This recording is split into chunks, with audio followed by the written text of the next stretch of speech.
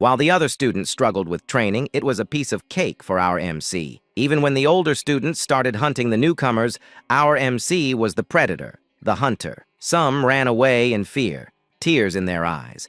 But this little beast is actually 1,000 years old. In the past, he tried to be the strongest, even obtaining the dragon fruit, which is said to increase lifespan and make you stronger. But our MC grew old and died believing that the fruit was just a false legend. However, in a completely unexpected twist, Gilus opened his eyes once again. Confused, he wondered if he had merely fallen asleep. Everything felt strange. His room was different, his body felt light, and his surroundings unfamiliar. When he finally looked at his hands, his eyes widened in disbelief. These aren't my hands. Am I a baby? He quickly realized he was in a bizarre situation. But as a 10-star level martial artist, he questioned how anyone could have done this to him without him noticing. Then a thought struck him. The divine dragon and the golden fruit. He finally understood. The fruit's effect wasn't immortality, but reincarnation. Though unexpected, the realization filled him with joy. He had been granted another chance, a second life to reach the peak he failed to attain before. Soon he noticed he wasn't alone in the room. When he looked around, he realized he was inside the annex of the Dragon Manor. Somehow, he had been reborn into the same family. He then noticed that the room was filled with other infants. Just as he was wondering why there were so many babies here, a group of maids entered carrying baby bottles. But strangely, instead of milk, they carried a red liquid. Gilfus watched as the maids poured the crimson substance into the bottles. He thought they were about to feed the infants,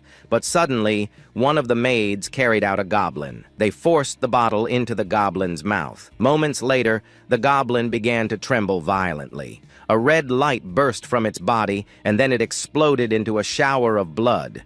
Splattering across the room, Gilus froze in shock. Fear and confusion filled his mind. What in the world is happening here? One of the maids calmly said that the mixture would be safe if they adjusted the right amount of water. As they began feeding the red liquid to the other infants, another maid picked up Gilus himself. He looked at the bottle and immediately realized it wasn't milk. The energy coming from it was terrifyingly strong. He could sense that the liquid was dragon blood and that it was far too dangerous for a newborn's fragile body. But before he could react, the maid pushed the bottle into his mouth. Instinctively, like any infant, he began to drink. Instantly, immense power surged through his veins. His small body trembled from the pain, but Gilus recognized it. The blood of ancient dragons was coursing through him. He thought, this is dangerous, but maybe this is also an opportunity. At first, he considered stopping, but then he realized if he could absorb this power, he might surpass even his former self. He might finally reach the true summit of martial arts. With fierce determination, he continued drinking the dragon's blood. His veins bulged, his body convulsed in agony, but his will remained unbroken. Don't underestimate me, he thought. I am Gilfus Elragan. He repeated the words in his mind like a mantra, enduring the pain until miraculously he overcame it. The maid stared in disbelief as he continued to drink, surviving what should have been a death sentence. Within his tiny body,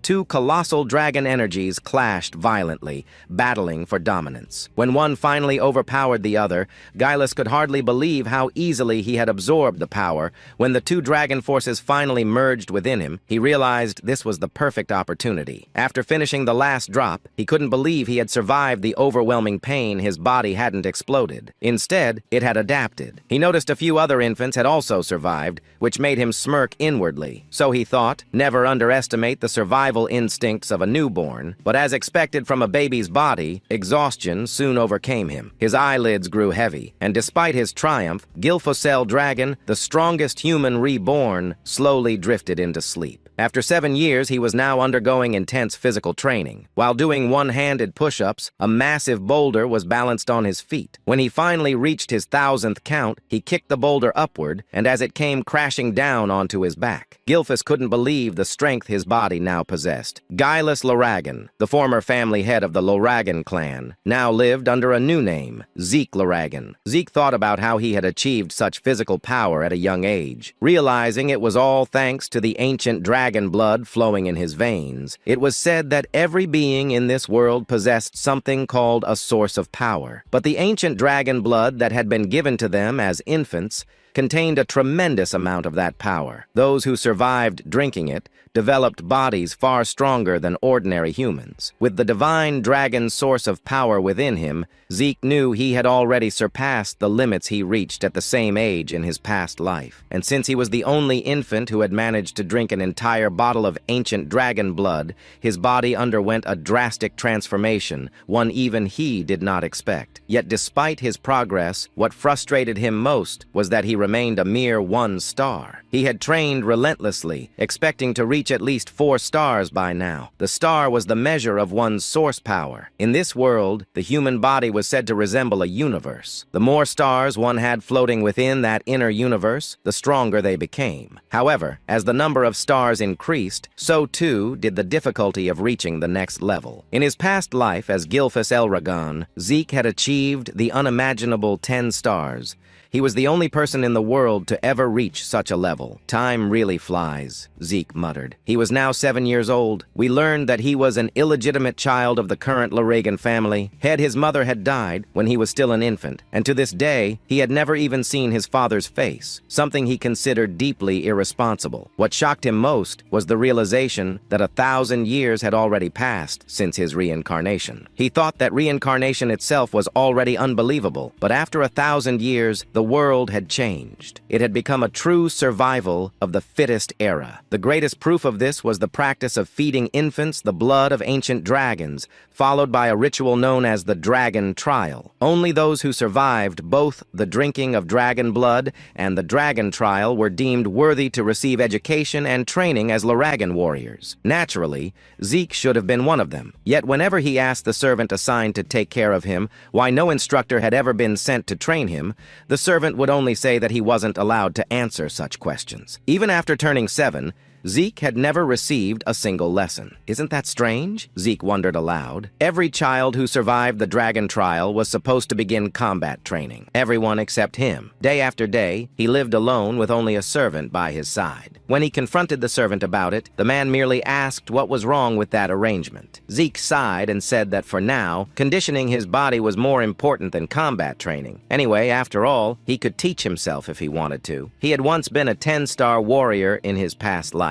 Zeke then requested information about the other surviving infants or anything about the main family that could help him, but once again, the servant refused, saying he wasn't permitted to disclose such information. Frustration clouded Zeke's face. "Will you always refuse to answer me?" he asked sharply. The servant bowed his head and repeated that he couldn't speak of such matters. "Isn't it cruel?" Zeke asked bitterly. "Treating me like this?" But the servant explained that he was only following orders, his duty being to attend to Zeke's daily needs, nothing more. The servant, a 3-star level practitioner, could have easily taught Zeke basic combat techniques. Yet Zeke had no interest in such trivial lessons. After 7 years of living with this man, he had grown used to the same lifeless responses. Finally, Zeke decided to leave and head into the forest. The servant said nothing, merely watching as Zeke walked away. "So, he's really going to let me go?" Zeke thought, a hint of irritation in his tone. Deep in the forest, Zeke uprooted wild poisonous herbs and ate them without hesitation. As before,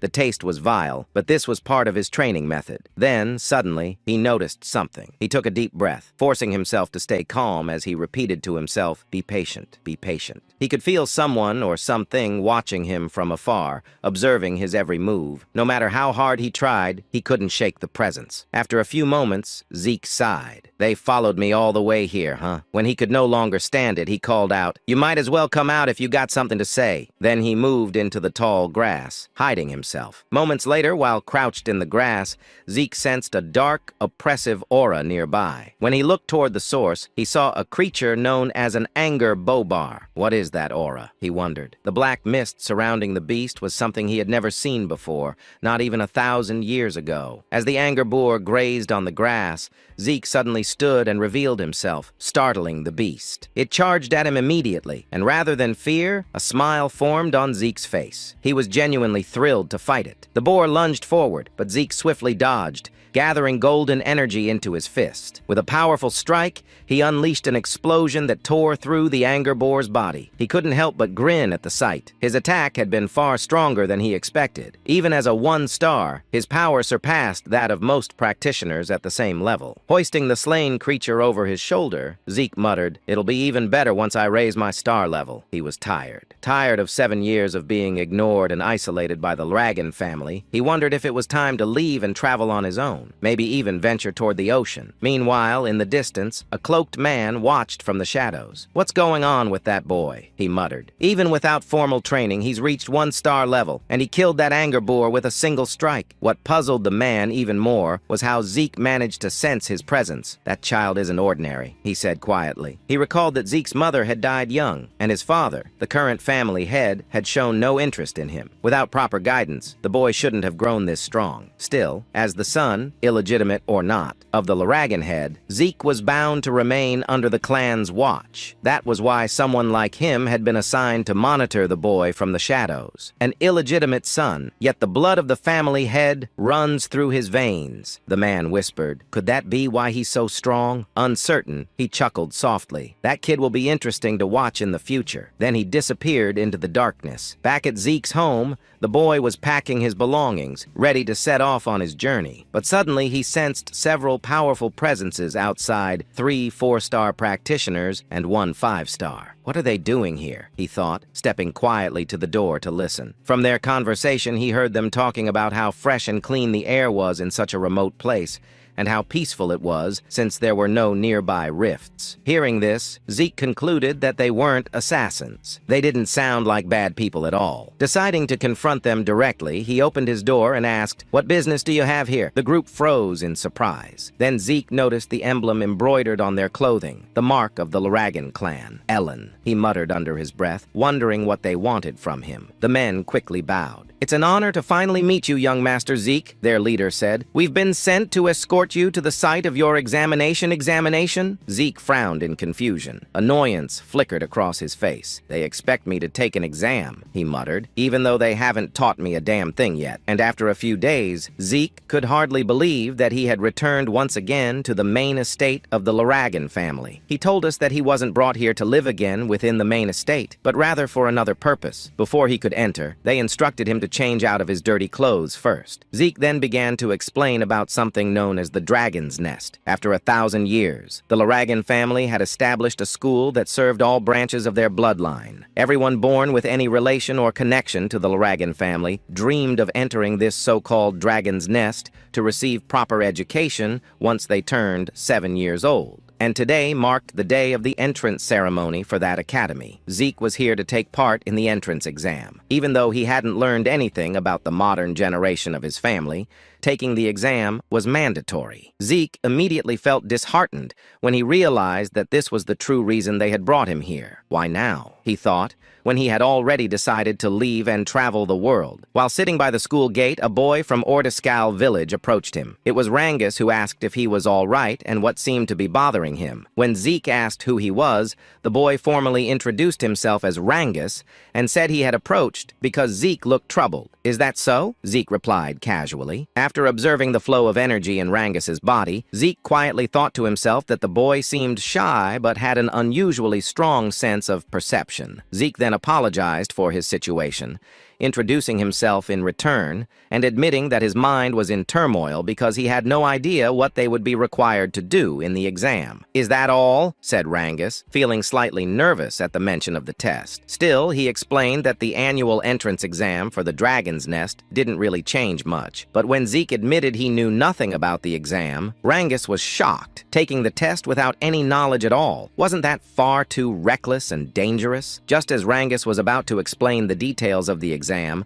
a loud and arrogant voice suddenly interrupted them. A boastful boy shouted and called Rangus a weakling. Rangus turned around in shock and immediately recognized who it was. It was Retin, also from Ordiskal village. Mocking him, Retin asked why he was here, suggesting that he must have gotten lost to end up at the Dragon's Nest. He even told him it would be better to go home before he got hurt. "I'm here to take the entrance exam," Rangus replied, though his voice trembled as Retin drew closer, asking if he was was seriously going to take the test, Retin clutched his stomach and burst out laughing, saying it was impossible for him to pass. He even insulted Rangus's father, saying, "Your father's a pseudo-dragon, right? What could the son of a pseudo-dragon possibly accomplish?" Rangus's fists trembled as he held back his anger, but Zeke noticed everything. Then it was explained to us that the Laragan family followed an absolute hierarchy. The ranks were as follows: novice whelp dragons, regular soldier child dragons, captain-level adult dragons, executive elder dragons, also known as elders, and at the very bottom were the pseudo-dragons. Those who had failed to enter or graduate from the dragon's nest considered immature and incomplete dragons. Yet Rangus had long dreamed of proving that even if they were called pseudo-dragons, they were still dragons. Nonetheless, Zeke was surprised and asked why Retin was so sure Rangus would fail the exam even before it started. "Who the hell do you think you are?" Retin snapped.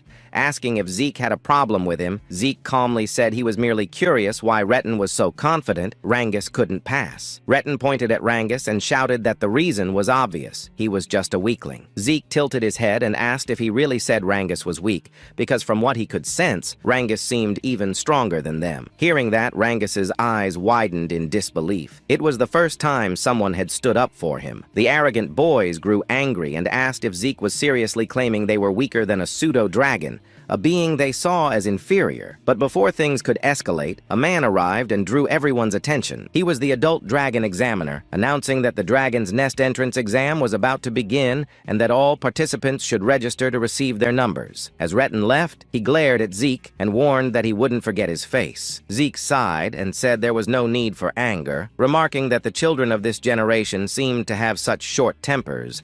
Rangus quickly replied, "That wasn't that strange since they were about the same age." Rangus added that anyone would be angry if told they were weaker than him. "Is that so?" Zeke muttered lightly. Since the entrance exam was mandatory, they had no choice but to take it. Though Zeke was surprised when Rangus said it was actually possible to skip the test, Zeke's eyes widened, and Rangus realized Zeke truly didn't know anything about it. Rangus advised him that it might be better to withdraw now before he got hurt, but Zeke replied confidently that a genius like him would never withdraw from a challenge. Rangus could only shake his head and say that Zeke was overly confident despite knowing nothing about the exam. Zeke simply laughed and said that whatever the test may be, they should hurry since it was about to start. Rangus had no choice but to agree. When they arrived at the testing grounds, the examiner announced that the exam was simple. To pass, they only needed to scratch the stones placed behind him. However, no other weapons were allowed except those provided by the academy. Still, they were free to use their bare hands if they wished, but each participant only had 3 attempts. "That's it?" Zeke said, sounding unimpressed. After surviving the dragon trial when they were still infants, he expected something far more terrifying and intense, but this seemed disappointingly simple. The examiner then called the first participant and instructed him to begin. The boy, nervous but determined, struck the massive stone with all his strength. The sound of metal clashing against rock echoed loudly, ringing in their ears. But to everyone's shock, the boy's sword snapped in half, and the recoil shattered his arm. Zeke was stunned at what he saw. As the boy writhed in pain, the examiner calmly said that he still had 2 remaining attempts and asked if he wished to continue. But since the boy could no longer stand, the examiner declared him failed and ordered the others to clean up the area. As the injured participant was dragged away, the next number was called. Rangus trembled in fear at what he witnessed, while Zeke grew annoyed. "So this is what they call an exam," he muttered. He then asked what kind of stones they were using. It was explained that the stones possessed regenerative properties. Any scratches would vanish in an instant. Moreover, they could reflect physical force 100-fold when struck with power. Zeke immediately said that such materials were far too excessive for an entrance exam, but Rangus explained that it was still possible to scratch them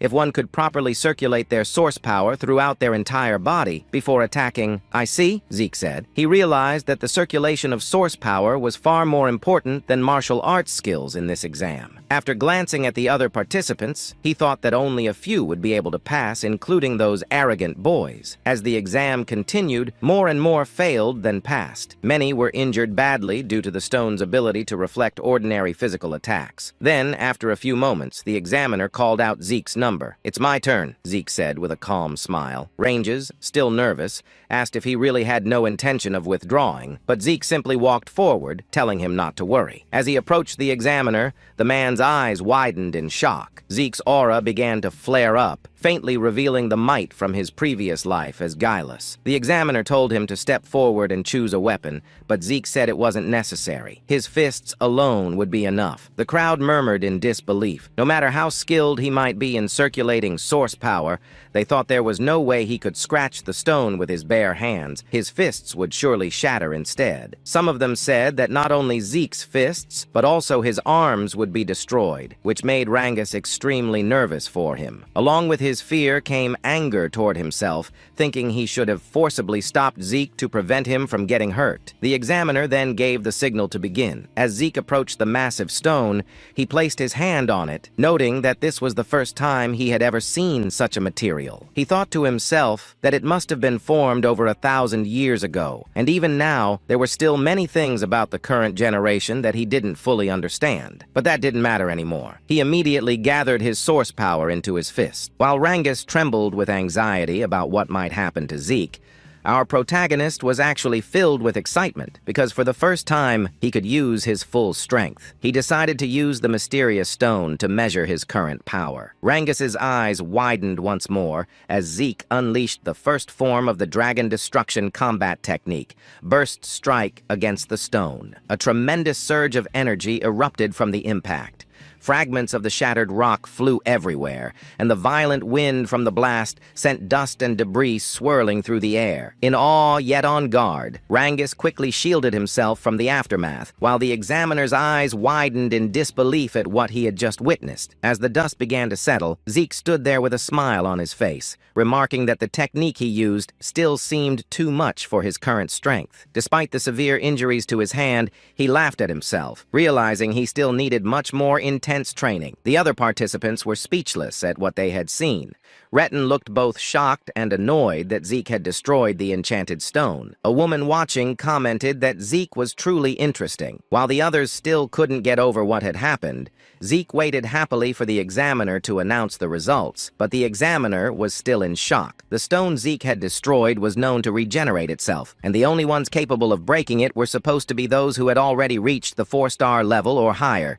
Yet now a mere child stood before him, having done what seemed impossible. "He's just an illegitimate son," the examiner muttered to himself, then wondered if Zeke's ability came from the blood of the family head that still flowed within him. He also realized that the technique Zeke used seemed strangely familiar. Still dazed, the examiner didn't respond right away, so Zeke called out to him impatiently, asking for the result. Snapping back to his senses, the examiner finally declared that Zeke had passed the test. One of the examiners then handed Zeke a small bottle containing a green liquid curious. Zeke asked what it was, but the man only asked if he could leave already since Zeke was blocking the area. Annoyed, Zeke frowned and muttered if everyone in this generation was this rude. Before he could complain further, Rangus ran up to him with excitement, praising Zeke's performance. Zeke proudly grinned and said it was nothing but peanuts. Zeke then asked what the liquid was, and Rangus explained that it was a healing potion, the standard potion of the Eldragon family. Healing potion? Zeke repeated. Rangus confirmed it. But since Zeke was an illegitimate son of the family, he suspected it might be poison. However, since Rangus had vouched for it, he wondered if it might actually be a spiritual medicine. The elixir known as Cloud-Piercing Clarity Wood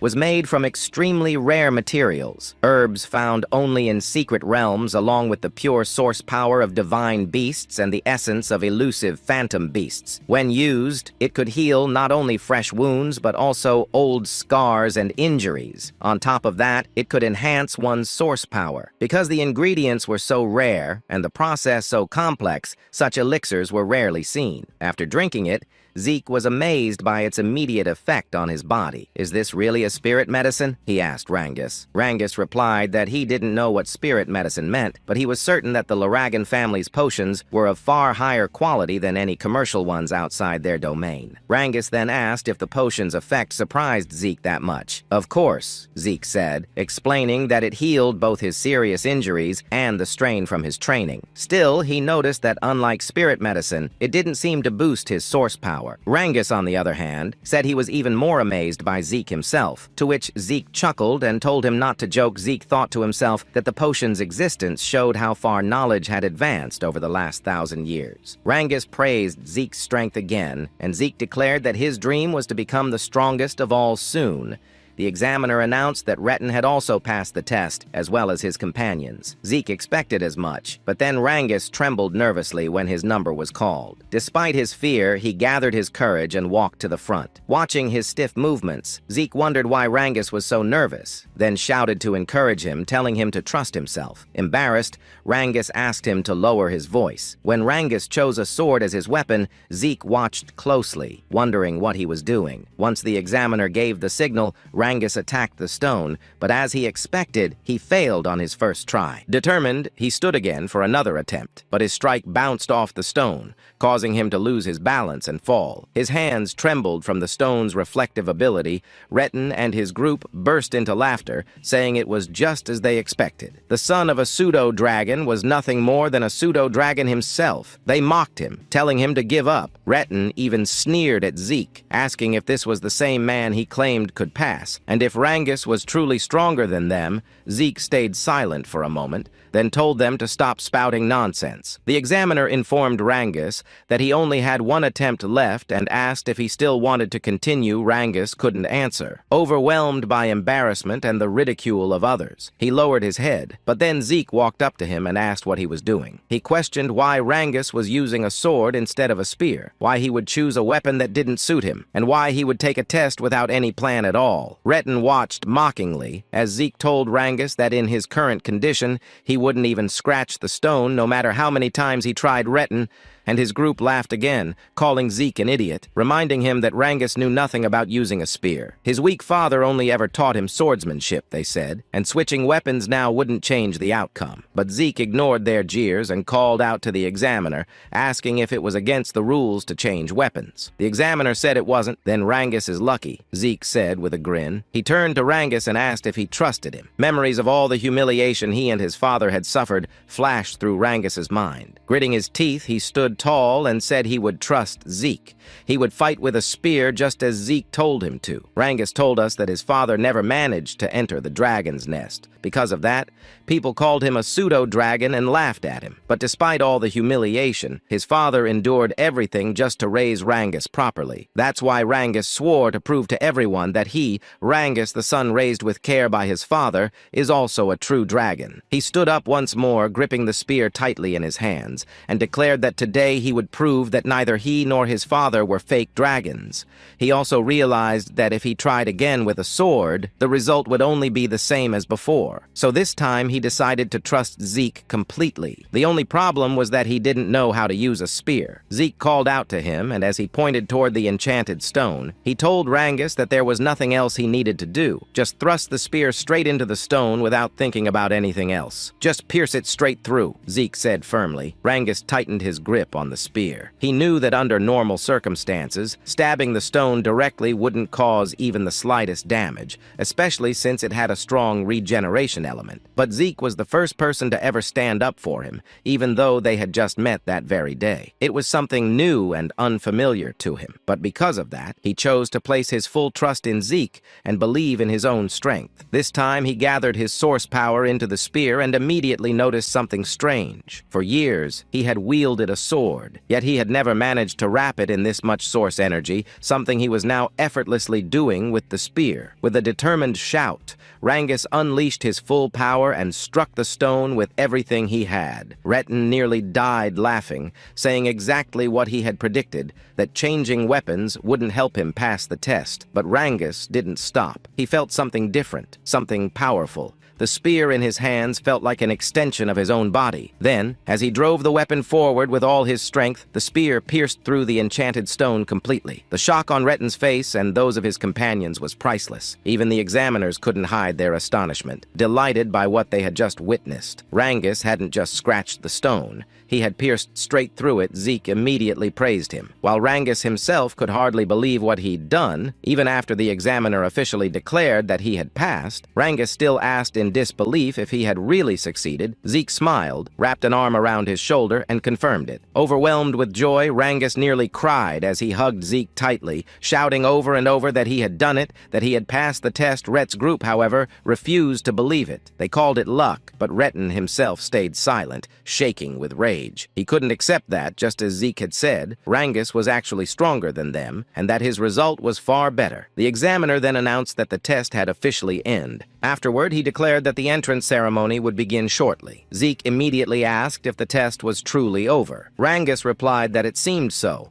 but added that there would probably be more tests once they entered the dragon's nest. Soon, a group of men emerged from a dark hallway. When they stepped into the light, the examiner announced that the head of the Luragan family would now deliver a speech to congratulate those who passed. The moment Zeke saw the man, he asked who the person with the cold, dark expression was. Rangus, clearly nervous, replied that it was the family head himself. "That's the family head," Zeke said. "Why does he look like that? He's not even smiling. He looks colder than ice." Rangus immediately covered Zeke's mouth, whispering that it would be best if he stayed quiet, repeating his plea for him to stop talking. Zeke nodded. When he looked again at the group, he remarked that these people represented the current power of the Luragan family. Some of them were at the 7-star level, while others were 6-star. To Zeke, their strength was impressive, especially since the current family head, Balsa Luragan, was an 8-star level powerhouse 1,000 years ago. Only a handful of people had ever reached that level. Still, Zeke wasn't sure how many existed in this current era. "I don't like this family head," Zeke muttered, but before he could say more, Rangus tried to hush him again. Zeke sighed and thought to himself that he never expected this man to be his father in this lifetime. A dark, fiery aura radiated from Balsa's body, making the entire area feel heavy. The examiner quickly ordered everyone to stay silent because Master Balsa was about to speak. When Balsa stepped forward, he uttered only a few words. They must all strive to become the flesh and blood of the Luragan family. As he spoke, the terrifying pressure of his aura spread across the hall. Zeke wasn't affected, but many of the examinees trembled in fear, some struggling to breathe as their bodies froze under the immense pressure. Zeke noticed that even Rangus was affected. He couldn't believe how easily everyone around him was overwhelmed by the family head's presence. More than that, Zeke could sense an intense hatred hidden within Balsa's aura. He didn't know the reason behind it, but even so, he couldn't bring himself to like the man who was supposedly his father. When Balsa turned away, another man stepped forward and drew everyone's attention. He had blonde hair and cheerfully thanked Balsa for his words. He then said that Master Balsa had high expectations for them all, and that just like his master, he would also keep his own speech short. As Zeke wondered who this man was, the speaker simply told everyone to train hard and grow stronger. "That's it," one of the examiners muttered. The man smiled and said that people who worry too much about small things go bald early, so he wouldn't bother with long speeches. Zeke couldn't understand what was wrong with them, but at least the atmosphere in the hall had lightened up. The examiner then announced that the new students would now be assigned to their dormitories. Everyone whose number was called had to head there immediately. Zeke asked if they wouldn't all be staying in the same dormitory, and Rangus explained that there were 4 east, west, south, and north dorms. Every student accepted into the academy was allowed to live in one of those 4 halls. When Zeke's number was called, he stood up and waved goodbye to Rangus. He was assigned to the east hall. As he walked through the corridor, he commented that a lot had changed in this place over the past 1,000 years. After finding his room, he said that he must have gotten lost since it took him a while to arrive, and his roommate had probably gotten there first. When he opened the door, he cheerfully greeted his new roommate and apologized for being late. He then said that from today on, they'd be sharing the same room.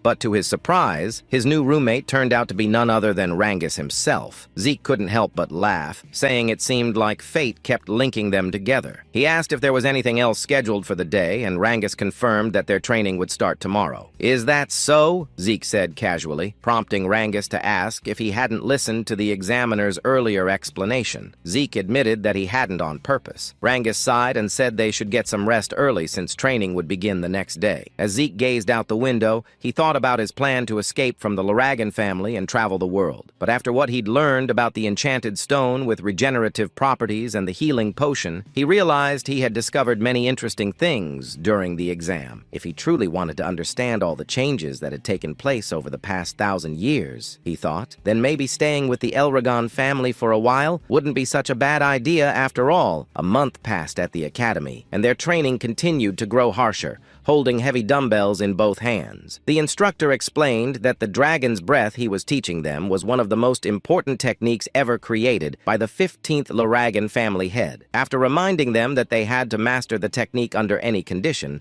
the instructor's attention was drawn to a few students. Some of them, he noticed, had already mastered dragon's breath, especially the young woman he called Master Leah. Her overflowing energy suggested that she was close to reaching the 2-star level. But aside from her, one other student caught his eye, and he could hardly believe what he was seeing. Zeke was training, while not only holding the dumbbells, but also balancing large stones on his head and arms. The instructor stared in disbelief and muttered to himself that the blood of the family head truly ran in Zeke's veins. However, it was said that no one had ever taught Zeke anything since he was a child, which is why everything he was witnessing now felt unfamiliar to him. Zeke, on the other hand, couldn't believe that the technique he once called the Dragon King's breathing technique had been further developed by the succeeding family heads, and that it was now being taught to other branches of the family as well. According to Zeke, breathing techniques were methods that gathered the source power from the surroundings into the body. Once circulated, this source power would strengthen a person's own inner energy. The effectiveness of such techniques depended on an individual's ability and intellect. That was why the great families of this world kept their techniques secret, never allowing them to be learned by outsiders or those not belonging to their bloodline. Zeke also realized that the dragon's breath was a safe and simple technique, easy enough to master, but it was useless to him if it could only be used while resting. His own version of the breathing technique allowed him to manipulate the surrounding source power even while moving. Because of that, it was far more complex and powerful in actual combat, but also much harder to learn. Only a few had ever mastered it. He thought the current generation must have simplified his original version so that even the family's branch members could learn it, and that decision had clearly helped strengthen the Eldragon family. Zeke couldn't help but feel a strange satisfaction. He never imagined that the techniques he had discovered long ago would still have an impact after 1,000 years. It made him wonder if the other martial arts techniques he created had also evolved over time. Interesting, he muttered to himself, amused by the thought. Laika, meanwhile, quietly observed Zeke from a distance. Later in the cafeteria, the other students were astonished by how much food Zeke was eating. As he continued devouring his meal, he noticed Rangus sitting silently across from him. "What's wrong?" Zeke asked. "You won't get strong if you don't eat." Rangus simply asked if Zeke didn't find his stamina strange. "That's it," Zeke replied. "You just need to eat more if you want to get stronger. Train harder. Push yourself." He even offered some of his food to Rangus, but the latter politely declined, saying he'd had enough. As Zeke thought about how some of the students were already well-trained even before entering the academy, a girl suddenly approached them. "You're quite impressive," Laika said, her tone calm yet confident. Zeke blinked. "And who are you supposed to be?" he asked casually. Rangus immediately choked on his food, whispering nervously, "You don't know who she is? That's Master Leah, the daughter of the family head, Lord Balza." "Oh," Zeke said indifferently. "What do you want me to do about that? I don't know her." Rangus began sweating profusely. "You can't talk like that. Master Leah is one of the candidates to become the next family head. She's not someone you can just speak to casually." "Is that so?" Zeke replied. "Well, I'm a family head's child too. An illegitimate one, though." Rangus froze in shock, while Laika looked at him curiously. "Is that true?" she asked. "You're really the family head's illegitimate son?" The narrator's voice continued. Laika Typhon Elragan, one of the candidates to inherit the Laragan family, was now standing before Zeke herself. "Why would I lie about that?" Zeke said, shrugging. Laika frowned slightly. "Then tell me, how could an illegitimate child like you destroy the magic stone with your bare hands? How could someone not from a renowned family possess such strength?" "Because I'm Zeke," he replied confidently, turning back to Rangus. "Stop staring and finish your food." Both Leah and Rangus fell silent for a moment. Then Leah suddenly smiled. "You really are an interesting person," she said, before sitting down beside him. "How about serving under me? I'll make you one of my followers." Zeke raised an eyebrow. "What exactly do you mean by that? I want you to join me." me, she said. Be my ally, and I'll be your backer. Every illegitimate child needs allies and influence, don't they? Use your strength to help me become the next family head. And once I do, I'll help you achieve your own dreams. Zeke didn't even hesitate. No, he said flatly. Laika frowned again. Why not? Don't tell me you want to become the family head yourself. As her aura flared with a faint crackling energy, Zeke could tell that she was close to reaching 2-star level. For someone her age to release an aura like that, she was indeed impressive. Still, Zeke remained calm. You can think and do whatever you want, he said, but I have no interest in being family head or any kind of title. Why? Leah asked coldly. Zeke stabbed his knife into the table. Because I don't need to serve anyone, he said, his voice steady but sharp. I'm the strongest person there is. The cafeteria went silent. Even Laika couldn't believe what she was feeling. Zeke's presence had completely overwhelmed her for a moment. Rangus immediately stepped in to diffuse the tension, urging both of them to calm down. But Laika wasn't the type to back off, embarrassed and angered by what just happened. She decided to challenge Zeke to a duel. Zeke, however, didn't seem to care and simply continued eating. Moments later, a commotion spread across the campus. Where are they going? One student asked. To the training grounds. Another replied, there's going to be a duel between the younger generation. Master Leah herself is fighting. What? Master Leah from the Typhon family? Someone exclaimed. Who's brave enough to challenge her? When they arrived at the training grounds, everyone whispered among themselves, wondering who would face her. Zeke, meanwhile, couldn't believe Laika was actually serious about the duel. Are you all right with this? Rangus asked nervously. You'll be fighting Master Leah. Even if you call her master, I don't know who she is, Zeke replied bluntly. Ranga sighed. You should at least show some respect now that I know you're also the family head's son. Do what you want, Zeke said. Still, Rangus tried to explain. What's important now is that you understand who you're up against. Master Leah isn't just anyone. She's the daughter of Lord Balza Laragan, and she also carries the blood of the Typhon family, one of the 4 great families supporting the Laragans. She's a prodigy who mastered all forms of the Typhina family's hereditary lightning great sword technique at a young age. Like her father's other children, she has terrifying talent. Zeke tilted his head. I didn't understand a word of that except that she's the family head's daughter. Rangus stared at him. How do you not know any of this? Because I don't, Zeke said plainly. So don't ask me. Rangus blinked as Zeke suddenly laughed. But since I don't know anything about her, he said with a grin, that'll just make the fight more fun. Sounds exciting. Rangus could only sigh in and worry. No matter how strong Zeke was, Master Leah was on another level entirely. Why did you even accept her challenge? He asked. I never run from a fight, Zeke answered, and it looks like my challenger's ready anyway. At that moment, Laika stood with her sword planted firmly in the ground. Her aura flared, lightning crackling faintly around her. Are you two done talking? She asked coldly. Laika shouted, asking if they were finally done talking, and Zeke replied that he was ready. Ranges trembling in fear and shock immediately ran away from them, warning Zeke to be careful in their fight. Zeke then turned to Laika and asked why she was so determined to fight him. Leah explained that she wanted to become the next family head of the Laragan family, and to achieve that, she needed to defeat Zeke and make him one of her followers. What do you mean by that? Zeke asked, wondering what his connection was to her dream of becoming the family head. Laika questioned him back, asking if he truly had no idea about the current situation of their family, and whether being an illegitimate child was the reason he was so unaware. Zeke simply answered that he didn't, admitting that his knowledge about their family was limited. Because of that, Laika began explaining. She said that, including both of them, there were 5 candidates to become the next family head. Except for Zeke, all of her siblings were connected to the 4 major branch families of the Laragan clan. The position of family head was so important that it became a source of conflict among those branches. For that reason, all of Zeke's siblings had entered the Dragon's Nest to study and represent their respective families. Since the fight for succession had turned into a fierce competition, Laika needed strong allies to stand against her older brothers. Zeke quickly understood that this was a power struggle between the 4 main branches of the Laragan family. He found it all too complicated, and wasn't even sure if he wanted to understand it. Laika then continued saying that as one of the candidates for family head, she needed to strengthen not only her knowledge and power, but also her influence by gathering strong followers. Without another word, she charged straight towards Zeke, declaring that she would defeat him right then and there to make him one of her subordinates. But Zeke easily dodged her powerful strike, as well as the flurry of attacks that followed. Still, Laika refused to let him escape. The onlookers couldn't believe what they were seeing. The speed of their movements was incredible. Laika's attacks, despite her heavy greatsword, flowed so smoothly and rapidly that it seemed almost effortless. As they watched the battle between the siblings, the crowd began to murmur about Laika's precise control over her source power, noting how her strikes were becoming faster and stronger over time. They could only marvel at the power of a true daughter of the family head from one of the main branches.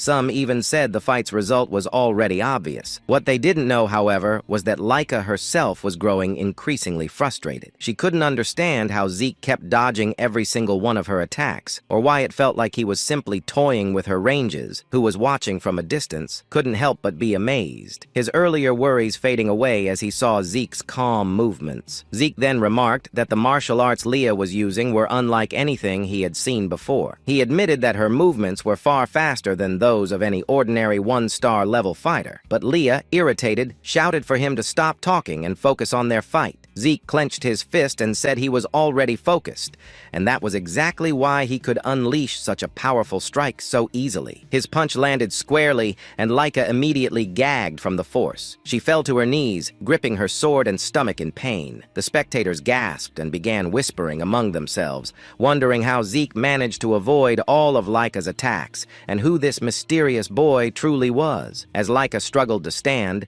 she asked why none of her strikes could land compared to other one-star fighters. She knew she was much faster, so logically Zeke shouldn't be able to keep up. Zeke admitted that she was indeed faster than any one-star he had ever seen, but in his eyes, she was still just a one-star. "You're a one-star too," Laika snapped, saying that Zeke shouldn't be able to match her speed and movements. "There's a simple reason for that," Zeke replied. "Your breathing, the movement of your eyes, even the shift of your muscles. I can read them all. By observing these small details, I can predict your next move. It's all based on experience." "Don't make me laugh," Laika shouted, launching another fast strike toward him. But Zeke easily dodged again, saying that just like his words a moment ago, he could see and read her every move. In the next instant, he countered with another powerful attack that sent Laika crashing into the wall with a violent force. The spectators screamed in shock, asking if Laika had really been defeated. Master Zeke, that was amazing. "You beat Master Leia," Rangus shouted in excitement. But Zeke calmly said that it wasn't over yet. Their fight wasn't finished. As the dust cleared, Laika stood once again, bruised but defiant. Zeke noted that she had focused her source power into her core, allowing her to endure his attack without suffering serious damage. He smiled slightly and admitted that Laika was truly an extraordinary girl. "That's enough, Master Leia," Rangus pleaded. But Zeke told him to move back, warning that he could get caught in their next exchange. Zeke then noticed an intense surge of aura flowing from Laika. He wondered if she had just advanced to the 2-star level. The spectators noticed it too. They couldn't be mistaken. The glowing mark on her body was proof that she had indeed become a 2-star with a white aura. The 2-star level was a stage where one could channel source power into their martial arts, even manifesting it outside their body. As a Laika thanked Zeke, saying that because of him, she had achieved the 2-star level earlier than expected.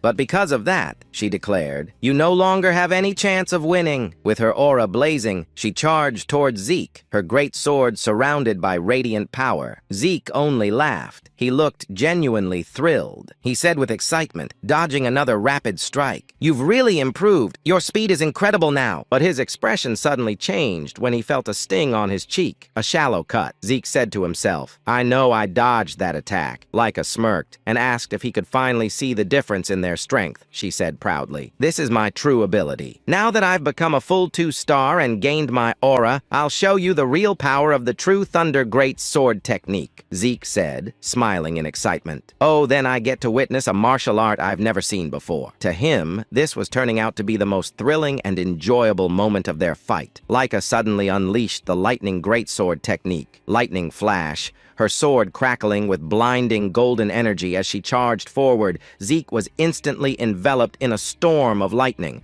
forcing him to retreat a step back as he shouted, "Wait a second, what kind of technique was that? How can you manipulate lightning like that? Isn't this too much for a sparring match?" Laika smirked, driving her sword into the ground as golden light surged around her, saying, "You seem surprised," and she said calmly, summoning another move. Lightning net! Sparks erupted from the earth, forming a glowing web of electricity that shot towards Zeke, but he narrowly dodged it. As he landed, he muttered to himself, "Her power power has grown tremendously. Her strength now is nothing like before. At this rate, this fight won't be easy." The audience murmured in awe, unable to hide their astonishment. Ever since Leah had advanced to 2-star level, the tide of the battle had completely turned. Rangus, who had been watching anxiously, began to worry. Zeke noticed that Laika's movements were simple, nothing new compared to her 1-star self. But every swing of her blade now carried far greater force. Her lightning great sword technique was overflowing with power, her aura amplifying each strike. What surprised Zeke even more was the speed Laika was moving faster than he could have anticipated, and her lightning felt strangely mysterious. Still, he remained confident. Even if she could cloak herself in thunder, he was sure he could counter it. Yet curiosity filled him. What kind of power was this? What kind of lightning could she command? While evading her continuous assaults, he studied her every move, analyzing her aura and its rhythm Laika, noticing Zeke's calm smile as he danced away from her attacks, frowned, still smiling. "You look too relaxed for someone in a duel," she sneered. "Let's see how long that lasts." She dashed forward once more, her sword blazing with light as she used swift thunder, enveloping herself in golden lightning. But again, Zeke evaded at the last moment. She's as fast as lightning itself, he thought, only for Laika to swing her sword mid-charge. The blow struck true this time, sending Zeke flying backward with a powerful shock wave that scattered dust and debris across the field. Ranges gasped and rushed toward Zeke out of sheer panic, but one of the spectators grabbed his arm to stop him. Meanwhile, Zeke stood up, his clothes scorched, but his will unshaken. Laika charged again, unleashing another lightning flash, striking him head-on. Yet Zeke still stood tall afterward. Laika muttered, her brow furrowed in disbelief. "How is he still standing?" Rangus ran toward them, shouting, "Master Laika, stop! That's enough! We've already seen your strength." But Laika snapped back coldly, saying, "Do you not understand, Rangus?" Stopping mid-battle would be an insult to Zeke desperate. Rangus turned to Zeke and begged, saying, "Please, Master Zeke, surrender." Laika chuckled and said, "That's enough." He's right. Judging by your condition, surrendering would be wise. If you kneel and pledge loyalty to me, I'll stop. But Zeke only smiled silently. Leah's eyes hardened. "Even as an illegitimate child, you're truly a proud Laragan," she said with a hint of mockery. She raised her great sword high, her aura surging, saying, "If that's what you want, then I'll use my full strength to end this." Lightning roared from the heavens as Laika summoned her first secret art heaven's thunder. A colossal surge of golden energy descended, shattering the stones beneath Zeke's feet. Thunderbolts struck his body in a storm of divine fury. Rangus cried out in terror, watching his friend's body engulfed by golden lightning, smoke rising from his charred form. Laika drove her sword into the ground, exhaled deeply, and said softly, "I'm sorry, Zeke, but this is the end." But then, a voice echoed through the crackling air, saying, "Is that so?" In an instant, a brilliant golden lightning aura exploded skyward. Laika's eyes widened in shock as she turned around. "Impossible," she stammered, inquiring, "How can this be? How do you have a lightning aura?" Zeke stood smiling calmly as golden arcs danced across his skin, saying, "So this is what you call lightning aura?" He said casually. "If you're asking how I got it, I honestly don't know." His tone was calm, but his words sent ripples through the crowd. Laika whispered, "Impossible," unable to believe what she was seeing. Zeke smirked, saying, "Truth is, I let you hit me on purpose. I wanted to study your lightning, how it flows, how it behaves, and somehow I learned to use it myself." "That's absurd," Laika snapped inwardly. Zeke explained to himself that he had deliberately taken Laika's attacks because her lightning intrigued him. While enduring her strikes, he continuously activated his Dragon King's breath technique. The strange resonance between his breathing and her lightning caused golden energy to gather in his body. Before he knew it, he could manipulate the lightning himself. Maybe Laika has a unique constitution, he thought, and judging from her family's great sword technique, it's likely their whole bloodline shares this lightning affinity. Zeke walked toward her confidently. "I never expected lightning-type source power to be this incredible. This duel turned out to be the perfect training." With a grin, he added, "Thanks to you, Leah, I've reached 2-star level myself." Golden lightning flared around him as he declared, "Our battle isn't over yet!" Laika roared and charged again, her great sword glowing with power, unleashing another blinding attack. But Zeke sidest stepped effortlessly and prepared a counterstrike. However, as he moved, he suddenly vanished in a flash and reappeared on the opposite end of the arena, he muttered. What just happened? He then realized and said, when one gains immense source power, it strengthens the body's muscles and nerves. This new lightning aura must have changed my physiology. I can't fully control my speed yet. In the stands, Rangus was speechless. He couldn't follow their movements anymore. Both fighters were blurs of golden light and thunder. He wondered, am I just imagining things? Or has Laika not landed a single hit lately? Frustrated, Laika shouted, Are you mocking me, Zeke? Stop toying with me, Zeke replied calmly. I'm not, but I will admit you're a real threat. He then lunged forward, delivering a powerful kick, but Laika blocked it with her sword, the force pushing her backward. Zeke straightened, smirking, saying, I think it's time to end this, Leah repeated, narrowing her eyes. End this? Zeke replied. Yes, I've been thinking of creating a new technique for a while now,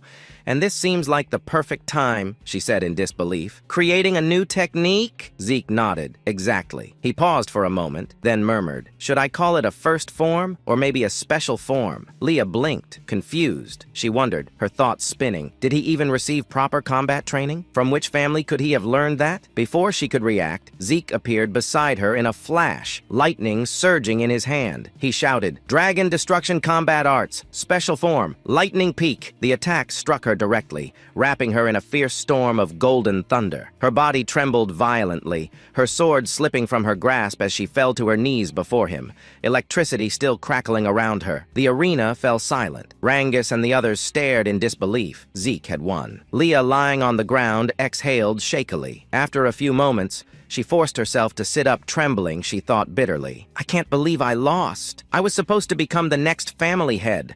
I can't lose. Not to anyone. Zeke approached her. Offering his hand, he said sincerely, You were amazing, Leah. Truly strong. It's always exciting to learn something new. This fight was worth it. Smiling warmly, he added, It'd be boring if this was the last time we fought. Let's have another sparring match sometime. Laika froze, her cheeks turning red as she stared at his outstretched hand. Despite her defeat, she had a feint of happiness on her face, perhaps out of pride, or perhaps for the first time, admiration. Once again, Zeke said that they should have another sparring match soon. With a confident smile, he added that he couldn't wait for their next bout. Laika, though a bit shy, extended her hand toward him, admitting that she was no match for him and that she willingly accepted her defeat. Meanwhile, several hours later, deep inside a dimensional rift, Bala, Elragon, the father of Leah and Zeke, and the current head of the El-Dragon family, stood surrounded by countless strange and feral monsters. As the creatures charged toward him, Balsa's eyes began to glow with an intense light, releasing a crushing wave of aura and dragon pressure. He instantly froze every creature in place, drawing his sword. Balsa invoked the first form genesis of the Dragon Destruction Combat Arts. With a single fluid swing, all the monsters around him were cleaved cleanly in half. As he sheathed his sword, the Laragan family soldiers rushed forward to finish off any remaining monsters that might have survived their master's strike. Balsa turned toward the exit of the rift, but before he could leave, one of the soldiers called out to him, saying that he had an important report. Balsa stopped walking and asked what it was about. The soldier informed him that Lady Laika had reached the 2-star level. Upon hearing this, Balsa froze mid-step. His glowing eyes flickered, and his response came out cold and detached. So what of it? The soldier, clearly nervous, explained that reaching the 2-star level at only 7 years old was an extraordinary achievement. He added that with Laika's talent, once she graduated from Dragon's Nest, she would likely reach the 4-star level, or perhaps even the 5-star level. Balsa's reply was chilling, saying, talent means nothing. The next time you report to me, I expect to hear how she can be of use to us. If all you bring are worthless updates like this, you'd better leave my sight. The soldier fell silent as Balsa continued toward the rift's exit. But before he could step through, the soldier quickly added that Laika had recently lost in a sparring match. Balsa stopped abruptly and turned his head slightly, his expression unreadable. He asked, did she lose to one of her brothers? The soldier shook his head and said, no, master. She was defeated by someone her own age, by Lord Zeke. Balsa repeated, his voice low. Zeke, the son of that woman. Memories surfaced of a humble maid, Zeke's mother. That woman truly was gifted in battle, he muttered, but she died after giving birth to the boy. He turned fully to face the soldier, his tone sharp, saying, tell me who could have possibly trained Zeke to defeat a 2-star cultivator. The soldier hesitated before answering, no one, master. Lord Zeke has never received formal training. He defeated Lady Leah through his own strength and skill alone. In fact, he too has already reached the 2-star level, Balsa said flatly. I see then. Turning his back once more, he declared, begin the first trial. The soldier was visibly startled, saying, Master Balsa, forgive my intrusion, but isn't it too soon for the first trial? It's only been a month since the students began their combat training. Most of them haven't even reached the 1-star level yet. Balsa cut him off, saying, I don't care. Death chooses no timing, no level, no favorites. Only the strong deserve to survive. Star levels mean nothing if they can't endure the first trial. Those who fail aren't worthy of the Laragan name, the soldier replied quickly. Yes, master, but then, Balsa added, also, summon Freya. Tell her to return immediately. The soldier's eyes widened in disbelief, inquiring Freya. Master, do you mean that Freya? Balsa nodded, saying, indeed. If Zeke could defeat Laika using only his own strength, then he's far more intriguing than I expected. I want Freya to design and supervise the first trial herself, and I expect her to personally observe every participant. The soldier bowed deeply, saying, as you command, Master Balsa. For the first time in a long while, a faint smile appeared on Balsa's lips. A rare, almost warm expression flickered across his face as he said softly, he's the most interesting one of all. The next day at Dragon's Nest, the students continued their combat training under Rangus. Zeke, however, was off to the side, practicing his breathing technique. Sitting in a wall-sit position, he balanced a massive boulder on his head while holding dumbbells in both hands. His unwavering focus drew the attention of Rangus and the others, who couldn't help but watch him in silence. With his eyes closed, Zeke contemplated the technique they were studying, the Strike Dragon combat arts. As he recalled, this technique was originally created by the 15th family head. Though labeled as a combat art, it was in truth a body enhancement method, simple yet well constructed,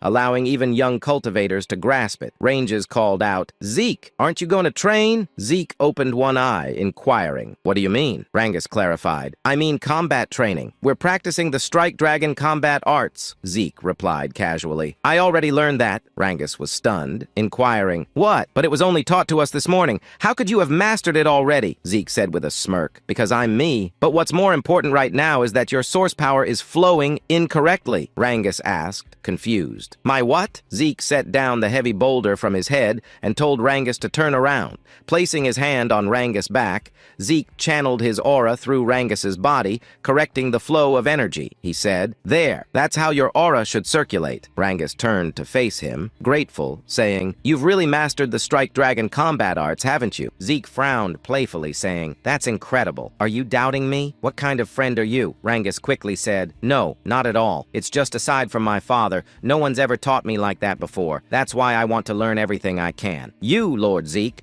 already have your own martial arts, strong enough to defeat Lady Leah. I just thought the Strike Dragon combat arts might be too simple and boring for someone like you, Zeke replied. It's not boring. Actually, I admire its stability. It reminds me of my own Dragon Destruction combat arts. Though my children never liked that technique, they said it was too difficult and complicated. The Dragon Destruction combat arts was indeed a complex and demanding technique, but it possessed immense power. It consisted of 4 main forms, and during his battle with Laika, Zeke had created a 5th. Beyond that, there was even a secret, its final form, a terrifying and destructive ability, the same one he had once used to slay the divine dragon in his past life. He wondered silently how his descendants had handled his other dragon techniques over time. Perhaps they had modified them. The thought only made him more excited. He smiled faintly, saying, anyway, since I've already mastered the Strike Dragon combat arts, I'll continue with my physical training. Everyone has their own way of learning techniques. But before he could continue, Rangus suddenly shouted his name. Zeke, please teach me. I know it's a shameless request, but I want to get stronger, even just a little. Zeke looked at him for a moment, then nodded. All right, I'll teach you. Rangus blinked in surprise, inquiring, wait, you mean it? You'll really teach me? Zeke replied, of course. Why do you look so surprised? You were the one who asked, Rangus said sheepishly.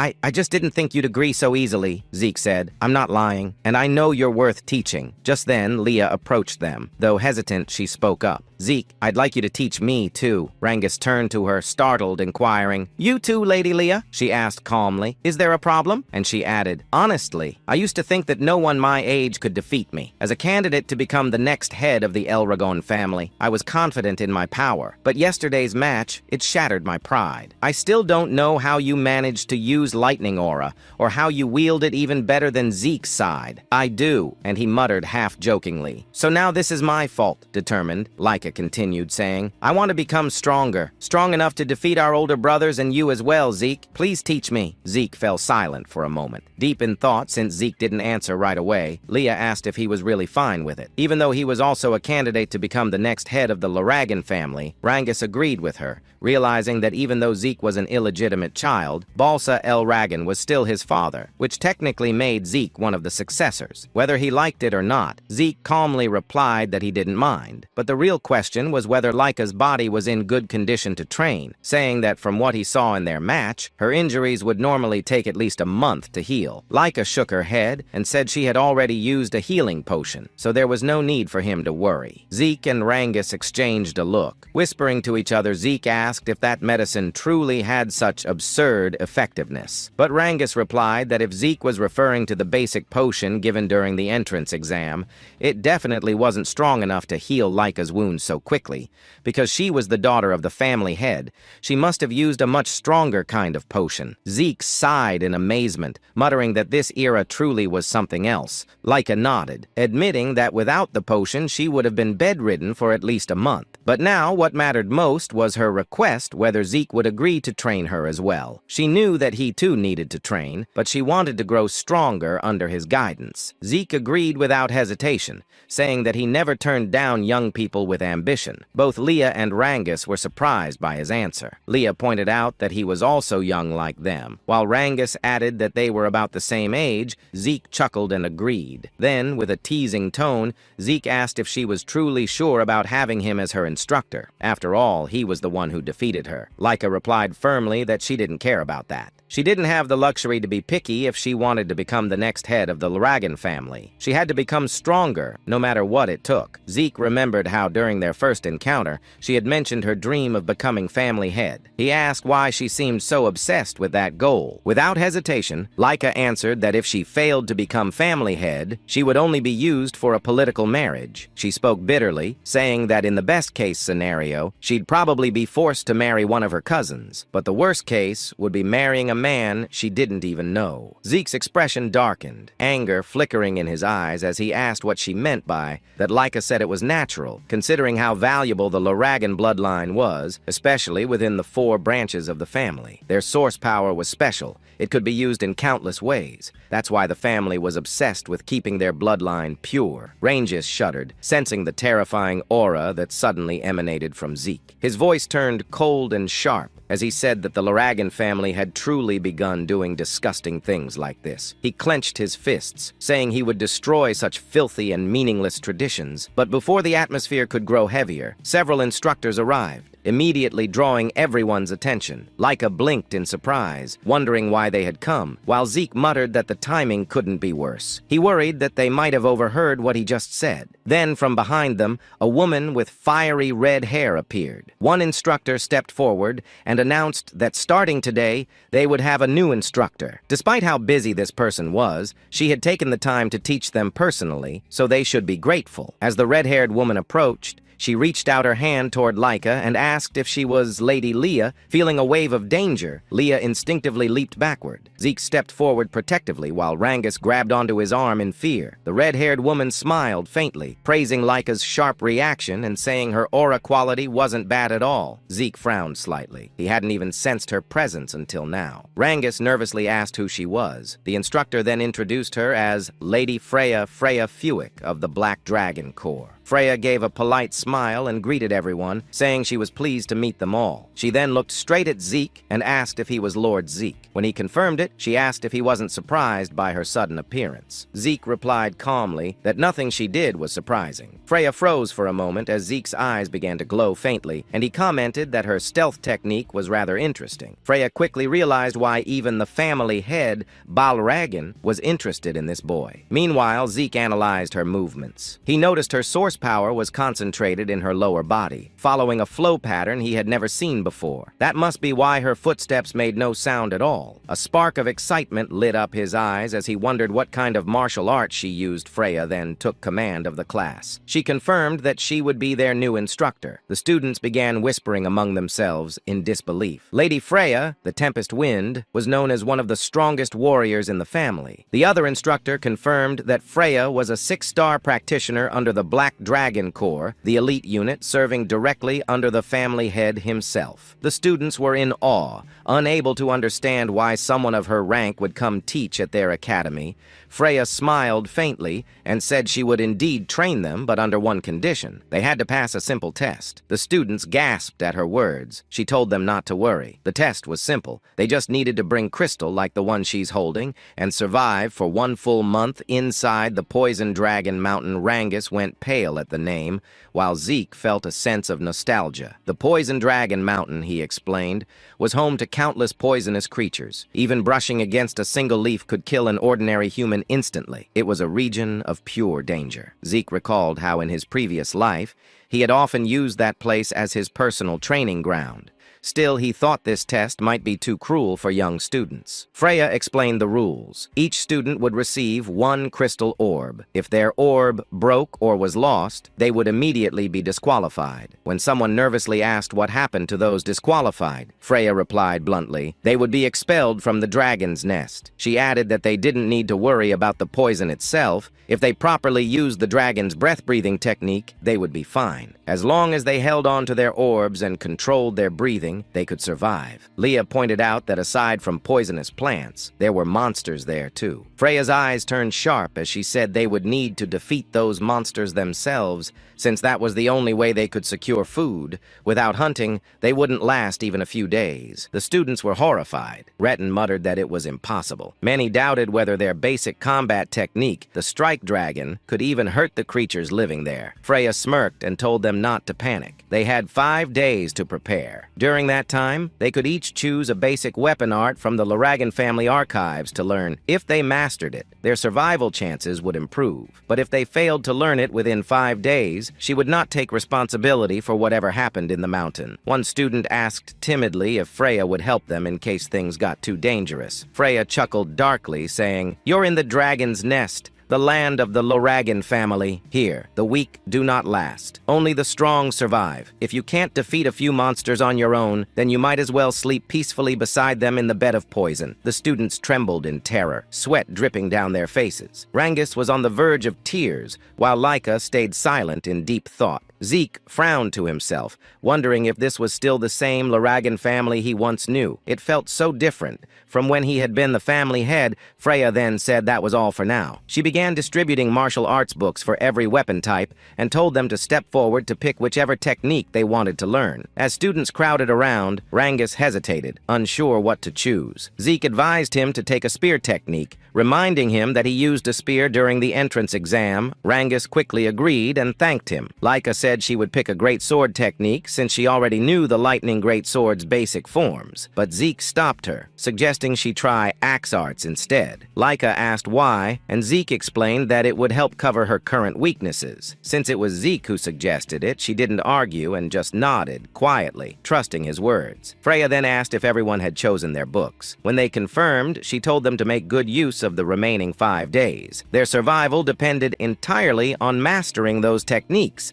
If they failed to do so, they would die pathetically in the Poison Dragon Mountain. Just as she was about to leave, Freya suddenly remembered something and turned back. She warned them that during the test, their seniors would be trying to steal their crystal orbs. Rangus was stunned and asked what she meant. Freya explained that their 10-year-old senior group would also be taking the same test, but their task was to hunt down and steal the orbs from the younger batch. She added that the younger students outnumbered the seniors, and since the Poison Dragon Mountain was vast, they might get lucky and avoid confrontation. Still, their seniors would use everything they had to find and attack them. After saying that, Freya turned and left. Rangus looked terrified. said, sweat dripping down his face as he asked what they were supposed to do now. Not only did they have to deal with poisonous monsters, but also with upperclassmen hunting them. Laika frowned and said that every upper-ass man was at least 1-star level or higher. If they ganged up on her, she wouldn't last long, and most of their classmates probably wouldn't survive either. Zeke nodded, saying she had a point. If Laika couldn't fight alone, then she should form a group of 2 or 3. Cooperation wasn't forbidden after all. They could help each other hunt monsters and defend against seniors. When Rangus asked about Zeke's plan,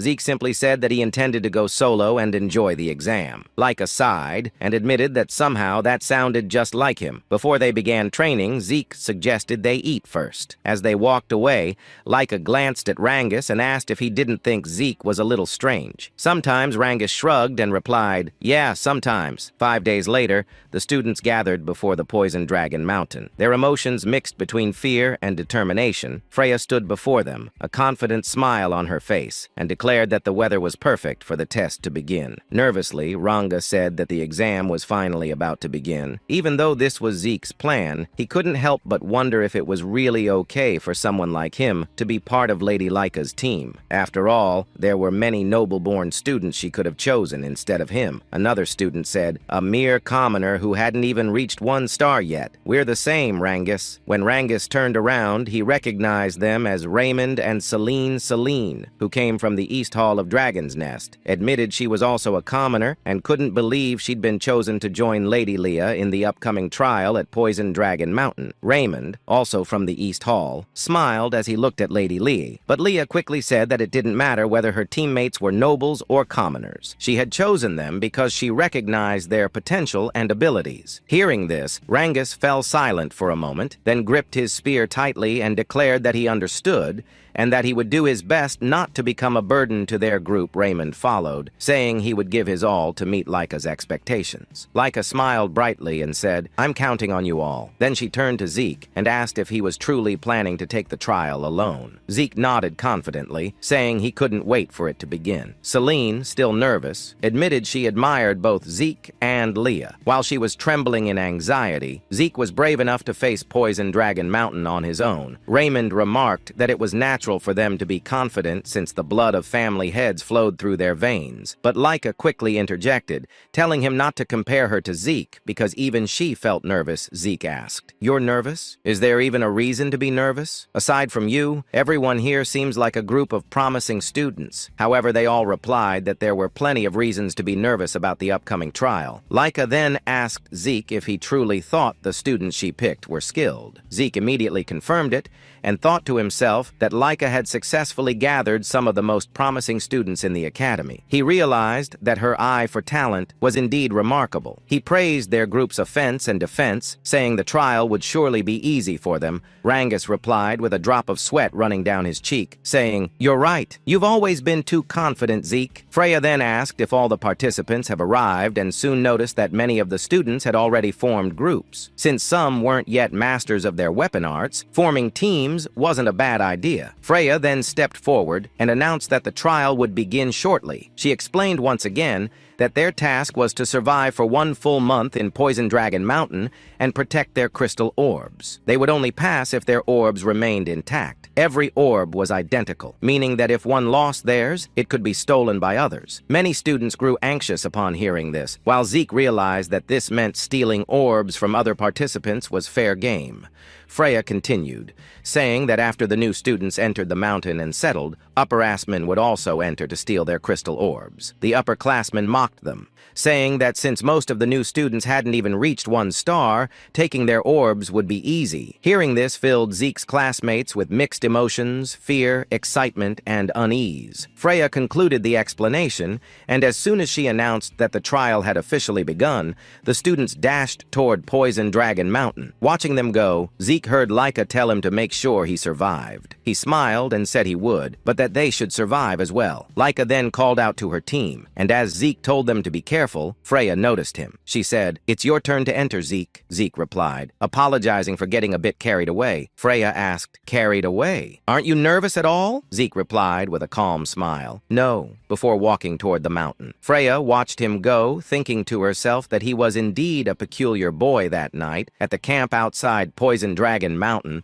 one of the instructors asked Freya if the new students would be all right. When she asked what he meant, he said the trial seemed too early for beginners. Another instructor agreed, pointing out that most had only been in Dragon's Nest for a few months, that few had achieved even 1 star, and that they lacked real combat experience. He wondered how many would actually survive. Freya reassured them, saying there was no need to worry. Although the mountain was filled with poisonous creatures, most of them were only 1 or 2 starly beasts, not strong enough to pose serious danger. With a cheerful smile, she said the students would do fine. Then, under her breath, she whispered that she would eventually release that thing. When an instructor asked what she said, Freya simply smiled and replied, "Nothing." She then announced that it was time for the upperclassmen to begin their part of the trial. The older students immediately ran off toward the mountain, their eyes gleaming as they carried their weapons. Watching them leave, Freya murmured, "I wonder how many will survive. I can't wait to see the results." Meanwhile,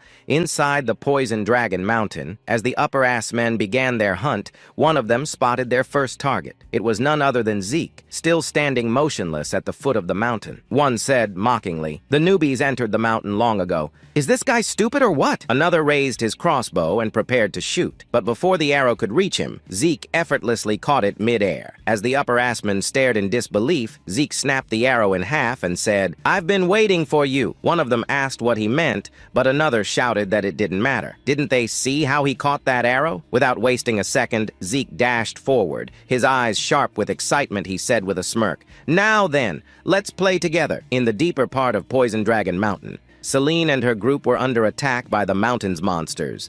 After Celine slew a massive frog-like creature, another one suddenly leapt from behind her. Raymond swiftly raised his shield, blocking the attack and saving Celine just in time. With a powerful swing, he bashed the monster to the ground and drove his shield straight into its body, killing it instantly. Seeing that Rangus was easily defeating his own opponent, Raymond smiled in satisfaction. Laika then praised them for their excellent teamwork, and Rangus gratefully thanked her. However, his eyes widened when he saw the mountain of slain frog monsters that Laika had single-handedly defeated. Selena, impressed, remarked that Laika's power was truly on another level, just as they had expected. Raymond agreed, saying that while they were busy fighting a few monsters, Laika had already wiped out most of them by herself. Leah simply shrugged, saying it was only natural. After all, she was a 2-star warrior, and these creatures were nothing more than a warm-up for her. She also noted that since the exam had started a week ago, everyone had improved significantly, especially Celine and Raymond, who had both reached 1-star level. Celine gratefully acknowledged Laika, saying they wouldn't have advanced so quickly without her guidance, and Raymond echoed her gratitude. Rangus, however, remained silent, quietly thinking how far he'd fallen behind now that both Celine and Raymond had achieved their first stars. Celine noticed his downcast expression and gently told him that he would surely get stronger in time and reach 1-star level too. Raymond agreed, telling him to be patient and keep working hard. Hearing their encouragement, Rangus smiled again and thanked them both. Laika then spoke, saying that Rangus had managed to defeat 3 giant frog monsters, even without a star, which was truly impressive. She added that before the exam began,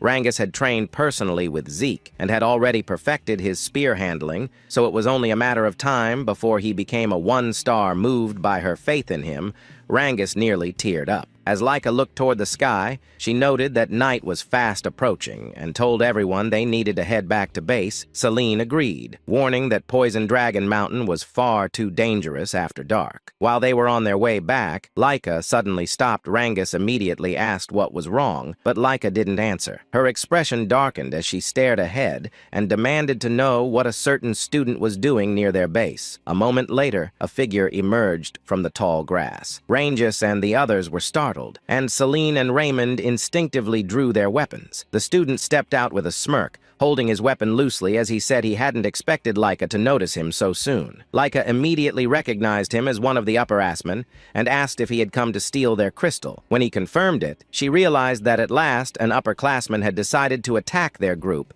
and this one was a 2-star. The upperclassman grinned, saying that their current exam required them to steal the crystals from first years. Though he hadn't expected his first target target to be none other than Lady Leah's group, Laika asked if he still planned to stay, even after realizing whose base he had invaded. She warned him that a single upper-ass man wouldn't stand a chance against her team. But the upper-ass-man's grin widened as his expression turned menacing, inquiring, "Who said I was alone?" From the grass behind him emerged 3 more upperclassmen, all 1-star level. Their leader sneered, saying that even Lady Laika would have trouble fighting them since her teammates were nothing but burdens. Drawing his sword, he shouted for them to surrender and hand over their crystal orbs. He then charged at Leah with a powerful attack, but she evaded effortlessly and ordered Celine and the others to maintain their battle formation while she handled him. Meanwhile, Rangus, still without a star, struggled to defend against the attacks of his opponent. The upper-assman taunted him,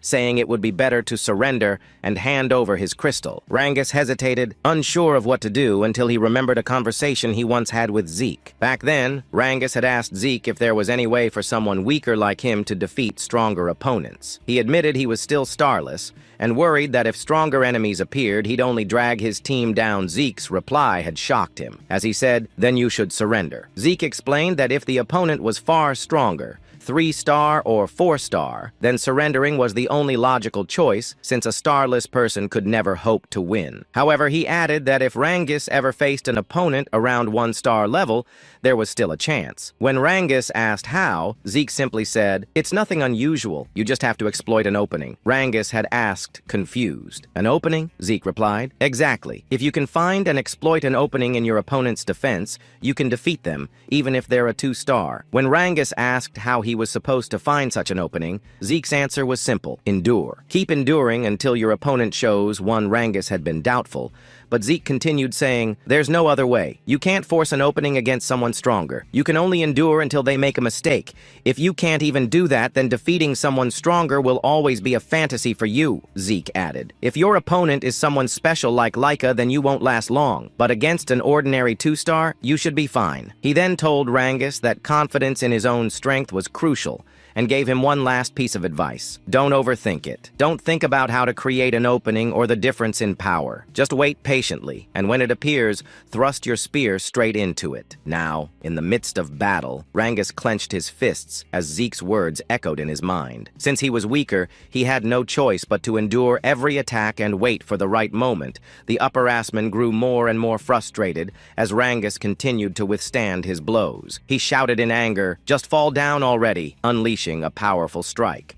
But in that instant, Rangus saw it, the opening Zeke had spoken of. Without hesitation, he gathered all his strength and thrust his spear straight into his opponent's body. The upper-assman coughed up, collapsed, losing consciousness instantly. As he fell, a radiant light glowed on Rangus's chest. The mark of his newly awakened 1-star Leah noticed immediately, surprised yet proud that Rangus had taken down his opponent. Meanwhile, the leader of the upper-assman was in disbelief, unable to understand why Laika's power felt so overwhelming. Despite them both being 2-star level, Laika realized that, ever since mastering the axe arts technique Zeke had recommended, she had learned to channel greater force and energy into her great sword, which explained the vast difference in power. She told her opponent that it was his misfortune to have chosen her group as a target. Then, summoning golden lightning around her sword, she declared, "This battle ends here!" Her blade struck with blinding force, and the enemy leader fell unconscious. After ensuring the enemies were defeated, Laika rushed back to her team and asked if everyone was safe. Once confirmed, the group cheered in relief. They had just won their first battle against upper-assmen. Celine and Raymond congratulated Rangus on reaching 1-star level, and Rangus thanked them with a bright smile. Laika looked at her team proudly,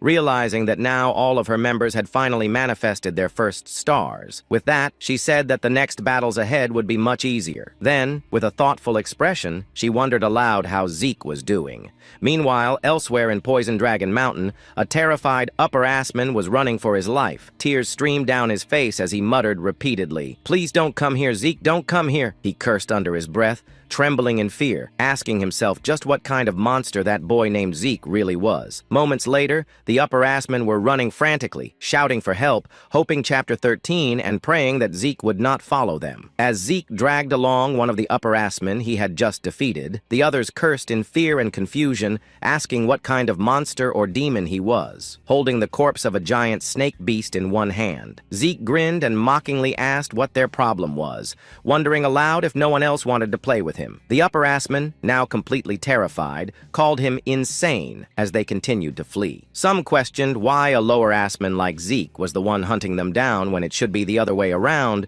that the upperclassmen were supposed to be the hunters, not the hunted. Suddenly, one of the fleeing upperclassmen tripped and fell. As he struggled to get back on his feet, he froze. The moment he lifted his head, Zeke was already standing right in front of him. With his crimson eyes faintly glowing, Zeke sighed and said he was getting tired of chasing him. He reached out his hand, offering to help the upperclassman stand up, but calmly added that once he did, he would have to fight him. The upperclassman's eyes widened in pure horror before his body went limp and he collapsed unconscious on the ground. Zeke tilted his head in confusion, muttering to himself and wondering what just happened to the man. He looked around and asked out loud what was going on with the upperclassmen, questioning why they had suddenly become so defensive and cowardly. Calling them pathetic, he mocked how aggressive they were the first time they saw him, only to end up running away in fear. He then smirked and shouted for the others not to leave him behind. Just then, Zeke felt a faint presence nearby. Turning toward his side,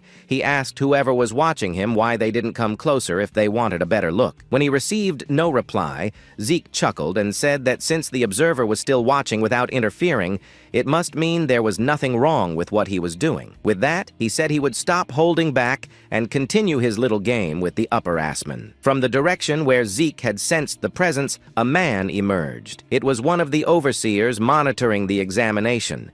Beads of sweat rolled down his cheek as he whispered to himself, unable to comprehend what kind of child Zeke was. He had witnessed Zeke defeat upperclassmen who were supposed to be far stronger than him, and even more astonishingly, Zeke had sensed his hidden presence. Realizing the gravity of what he had just seen, the overseer decided he had to report everything immediately. Meanwhile, at the camp outside Poison Dragon Mountain, Freya was taken aback when several observers arrived to make their report. According to them, it had been 1 week since the examination began. At present, 30% of the lowerclassmen had already dropped out, while the remaining ones were gradually adapting to both their environment and the dangers of Poison Dragon Mountain. One of the observers added that they did not expect many more lowerclassmen to withdraw from the test. When Freya asked about the upperclassmen, however, the observers exchanged uneasy glances and couldn't answer her directly. Freya's expression darkened and she ordered them to speak clearly. Finally, one of them admitted that the upperclassmen were constantly fleeing. Freya frowned,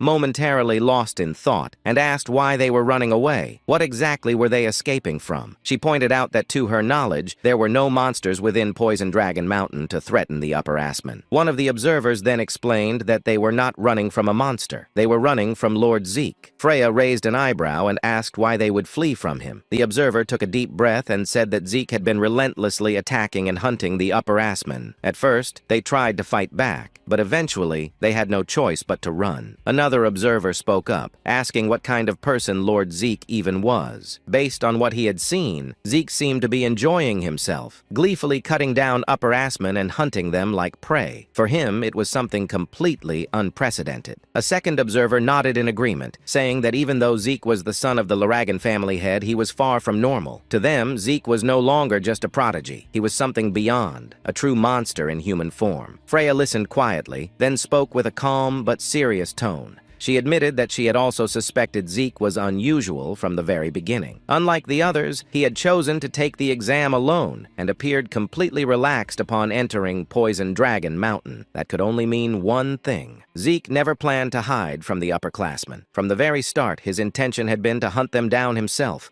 remembering the look in Zeke's eyes when they first met. Freya couldn't help but think that the boy was indeed a monster. Suddenly, one of the observers frowned, asking what that strange sound was. Freya's lips curved into a faint smile as she said that what they were hearing was something she had been waiting for. A man then approached and asked Lady Freya where they should place the massive cage they had brought. Freya told them to leave it where it was and thanked them for their work. When the observers turned to look at the cage, their eyes widened in shock. They immediately asked what kind of creature was inside, and some even questioned whether Freya truly intended to release it into the mountain, as the creature's aura alone revealed it to be at least a 3-star level beast, far too powerful for any of the students to handle. But Freya, clearly pleased, reassured them that there was nothing to worry about. Adjustments had already been made to the creature. It would only target individuals of 2-star level strength or higher. Ordinary students would not suffer serious harm. One of the observers then asked why such a creature was suddenly being released during the exam. Freya replied calmly that it was a direct order from their family head, Balza. In her mind, she wanted to witness the abilities of the boy whom their soldiers had already begun calling a monster. She wanted to see whether Zeke could survive against such a being. With that thought, she ordered that the mysterious creature be released into Poison Dragon Mountain at dawn. The next morning, deep within Poison Dragon Mountain, Rangus and his team suddenly stopped in their tracks as the ground trembled violently beneath them. Lyca frowned, saying she had a bad feeling about the tremor. Raymond wondered if perhaps the upperclassmen had caused it, but Rangus shook his head, saying it was most likely the work of a beast, probably a massive anger boar. Still, Lyca couldn't shake off her unease and said that something about it felt different. A moment later, a second stronger quake shook the mountain. As a giant tree began to fall toward them, Lyca's instincts kicked in. She shouted for everyone to move, and the group jumped aside just in time as the enormous trunk crashed down where they had been standing seconds earlier. When they turned around, Lyca froze in disbelief. Celine gasped and asked what kind of creature it was, while Rangus's face went pale and sweat dripped down his temples. In a trembling voice, he said they needed to run immediately because standing before them was a colossal golem. Meanwhile, on the other side of Poison Dragon Mountain, as Zeke sat atop a pile of monsters and upperclassmen he had defeated, he remarked that he was growing bored with the current situation of the examination, since no more upperclassmen dared to face or challenge our protagonist, and because he could no longer sense the presence of the observers of the exam who seemed to be simply letting him do whatever he pleased, Zeke found the entire situation rather disappointing, until suddenly he sensed a presence from the opposite side of Poison Dragon Mountain, causing him to immediately question what kind of strange aura it was. At first, he thought it belonged to a 2-star level creature, but eventually he realized that the presence came from a 3-star entity. He instantly wondered if 3-star monsters were truly supposed to exist within Poison Dragon Mountain. He also questioned whether the aura he sensed belonged to an unknown being that had lived within Poison Dragon Mountain for 1,000 years. Zeke then thought that all the examinees would surely struggle against a 3-star level creature, and even Lyca herself would definitely not be able to handle it. He also said that the instructors should have made sure that no 3-star level creatures existed within Poison Dragon Mountain before the examination began. But after pausing in brief contemplation, he questioned whether Freya and the other instructors had intentionally allowed a 3-star creature to remain on Poison Dragon Mountain as part of the exam. He then admitted that he had no idea what the instructors were thinking. Still, he found it perfect, because it meant he would once again have an opponent to entertain himself with. Zeke also realized that the presence he sensed was far from where he currently was, and he wondered aloud why the creature did not simply appear near his location, but he stated that he couldn't just sit and wait. And because he wished to face a 3-star level monster, Zeke declared that he would go to it and that the creature should wait for him. Meanwhile, Celine had launched an attack toward the golem, but even with the full force of her strike, it had no effect. She couldn't believe that she failed to inflict even a scratch on the golem's body. Raymond also charged in and struck the golem with his shield, using all his strength. Yet, his attack was just as ineffective as Celine's. This prompted Lyca to use her aura and lightning to attack. After noticing that the golem's arm had sustained a scratch, Laika concluded that with aura, she was able to cause damage to the golem's outer shell. In other words, only 2-star levels like her could inflict any harm, and her 1-star companions were incapable of doing so. Rangus immediately called out to Lady Leah to ask what they should do next. Leah instructed them to listen to her orders. She said that after she gained the golem's attention, they would need to seize the opportunity to escape. However, Rangus insisted that they could not do that, nor could they abandon Lady Leah to face the golem alone. Leah told them that they would only become burdens to her in the fight, and she ordered them to observe the golem's arm that she had previously attacked. She added that even with her aura, all she managed was a scratch, and that as 1-star levels, they truly lacked the ability to injure the golem. Raymond admitted that while they indeed could not injure the creature, they could still support Leah in battle, ensuring that every attack she launched would land successfully. When Leah asked what they meant, Rangus stated that he would do everything in his power not to become a burden. Selene agreed, saying that if they worked together to make sure Lady Laika's attacks hit their mark, then they would surely gain a chance to win. Because of the determination and trust her companions showed her, Laika couldn't help but smile, saying she understood what they wanted. She said she would rely on them to provide support so her attacks would land. As Leah gathered her aura and lightning into her sword, Raymond prepared to defend while Rangus and Selene readied themselves for their offensive support. After Laika finished concentrating all her power into her sword, she instructed them to begin their renewed assault on the golem. Laika quickly advanced to the front to face the golem, but the creature immediately launched an attack toward her.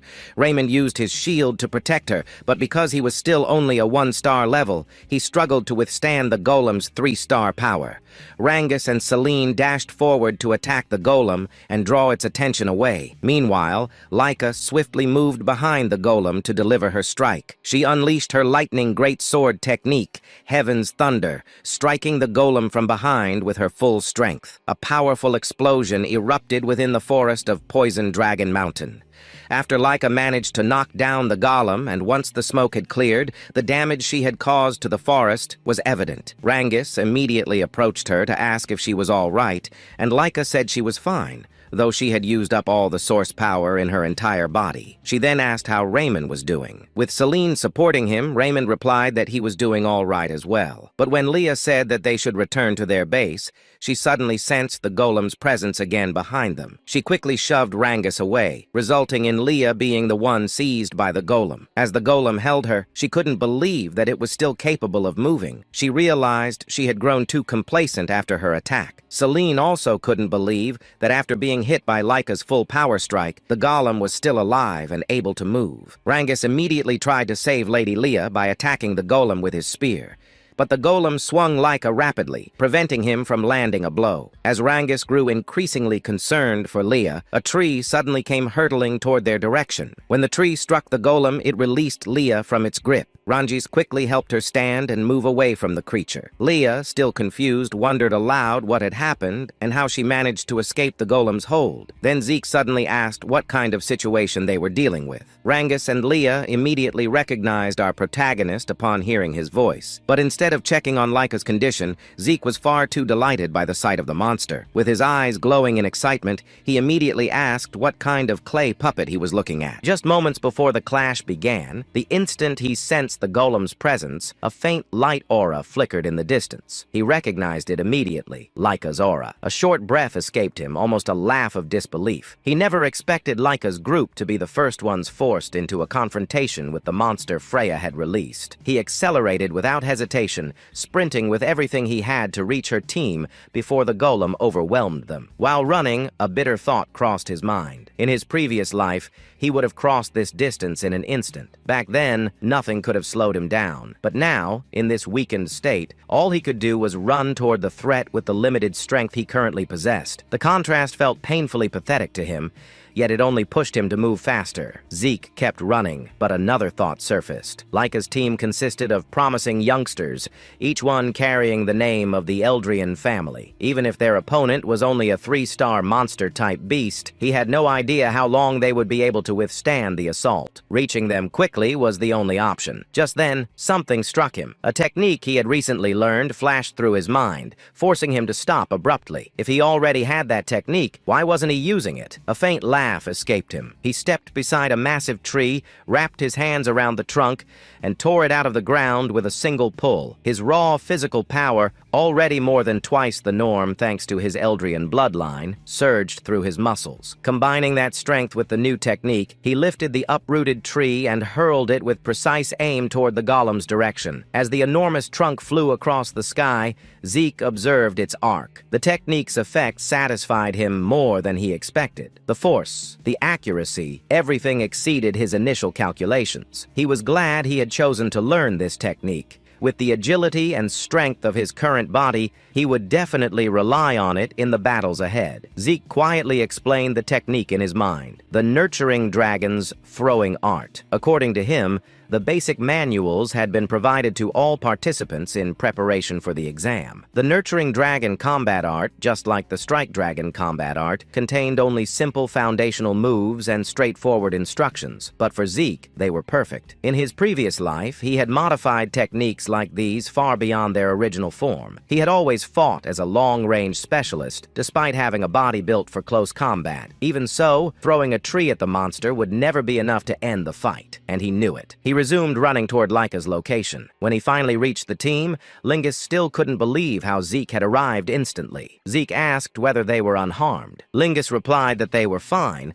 but that wasn't important. Their real problem was the monster, the golem they had been fighting. Zeke's eyes glimmered when he heard the name Golem. He murmured, "So that's what this clay puppet is called." The creature felt strange to him. He could sense its presence, yet he couldn't detect even the slightest trace of life force within it. Before he could think further, the golem rose again and immediately launched a heavy strike at him. Laika shouted a warning, urging him to be careful because the creature was extremely dangerous. The warning proved unnecessary. The golem's powerful punch came crashing toward him, but Zeke caught its fist with one hand as if it were nothing more than a light tap. He examined the creature with mild interest. He remarked, tough. Its hardened body made one thing clear. He would need to use aura to gradually break through its defense. With a casual swing of his arm, he pushed the golem back. Defeating something like this with normal methods would be far too boring. Laika let out a frustrated sigh after hearing his words. She complained that Zeke was always far too reckless. Lingus stood frozen, unable to believe what Zeke had just said. The golem had nearly wiped out their entire group, yet Zeke found the battle boring. The golem rose again, preparing to attack. Zeke noted that for something of its size, the creature was certainly dangerous. Even so, he raised his arm without hesitation and met its strike head-on. The collision sent a deep tremor through the ground, dust exploding outward from the impact. Zeke said, "This place is too dangerous." He immediately shouted for everyone to move. Laika's group didn't question him. They quickly retreated from the battlefield exactly as he ordered. Once they were far enough, Zeke gathered strength in his stance and hurled the golem with tremendous force. The massive creature crashed across the ground, tearing through the terrain. Its outer shell barely cracked, prompting Zeke to observe just how durable the thing truly was. Aura surged into his fist as he rushed after it. He wanted to know whether the inside of its body was as tough as the exterior. With one clean leap, he rose into the air above the recovering monster. He muttered, "Let's see if the inside is just as hard." He activated the first form of the Dragon Destruction combat art, Burst. His fist struck the golem, unleashing a violent explosion that tore through its body on impact. From Zeke's perspective, there was no point in dragging out the fight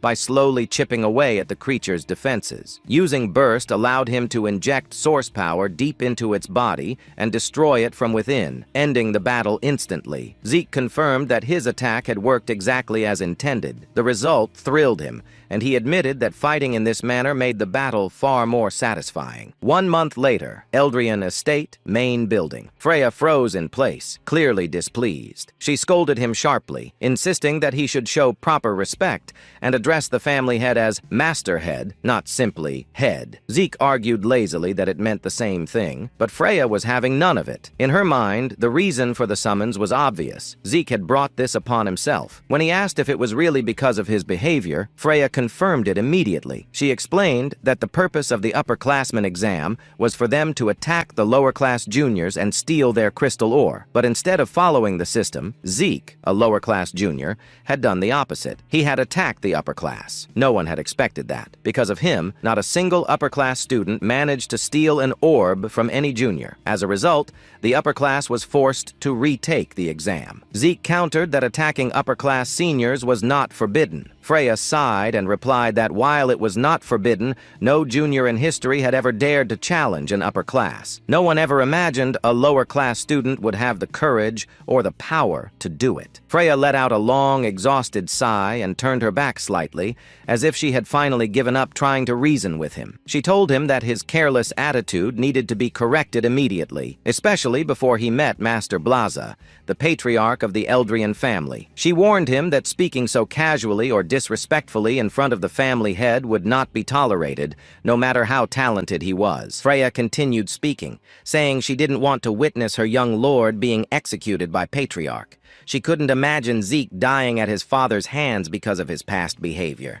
Zeke only replied that if that was true, then Blisa was far more violent than he expected. He reached the door. Freya knocked immediately. As soon as the recital address left her lips, Patriarch Liisa, who also served as the headmaster, introduced herself as a member of the Black Dragon Corps. Freya gave a quick wink and stated they had come in response to the Masterhead's summons. Liisa spoke in a heavy, dangerous tone, telling them to enter. Freya pushed the door open. They stepped inside. She promptly announced that she had brought Zeke as ordered. Liisa kept writing for a moment, then lifted her gaze toward him. Her expression sharpened as she asked why he had attacked a senior upperclassman during the Poison Mountain examination. Zeke went quiet for a moment. Then he said that everyone kept asking him the same thing. He decided to ask his father directly. Was he not allowed to attack lowly upperclassmen during that ridiculous exam? When Blisa questioned what he meant, Zeke explained himself, saying the condition for passing the test was to survive in Poison Dragon Mountain for 1 month and protect a crystal orb. Aside from that, he hadn't heard any other rules. So, he followed the exam as it was given and used his time however he wanted while the test continued. He added that if there were any forbidden actions, they should have clearly stated them before the exam even began. Hearing Zeke's words, Raja felt a rush of fear and panic. He shouted, demanding to know what Zeke was trying to say and why he was speaking like that in front of the Master Head. Patriarch Lisa's eyes narrowed.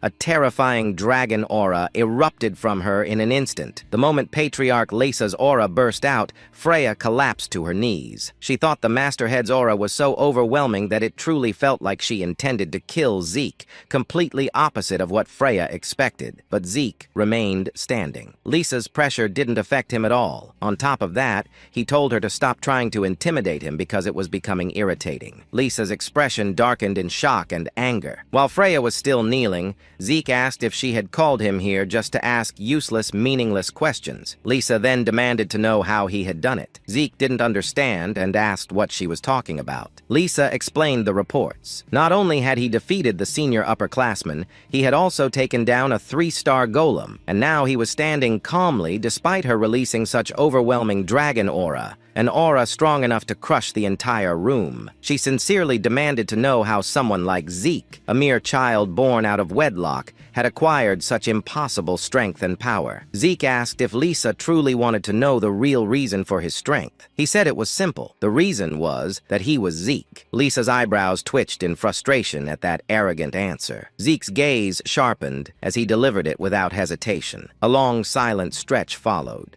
The tension between father and son sharp and suffocating. Finally, Patriarch Lisa spoke. She said Zeke's personality was truly awful and unbearably rude. Even so, the reports were clear, and she would reward him for defeating the 3-star golem. Lisa told him he could choose what he wanted, either a single item from the dragon treasury or access to the 2nd floor of the dragon hall. Freya stiffened in silent caution. She couldn't understand what was happening or why the head of the dragon hall was rewarding him at all. In her mind, both the Dragon Treasury and the Dragon Hall were sacred repositories of rare items collected by the Eldaron family for more than 1,000 years, dating back to the legendary founder, Patriarch Gilfus Eldaron. Lisa explained that the Dragon Hall stored countless books, including techniques now considered forbidden. The Dragon Treasury, on the other hand, held relics collected by the Eldaron family's former heads.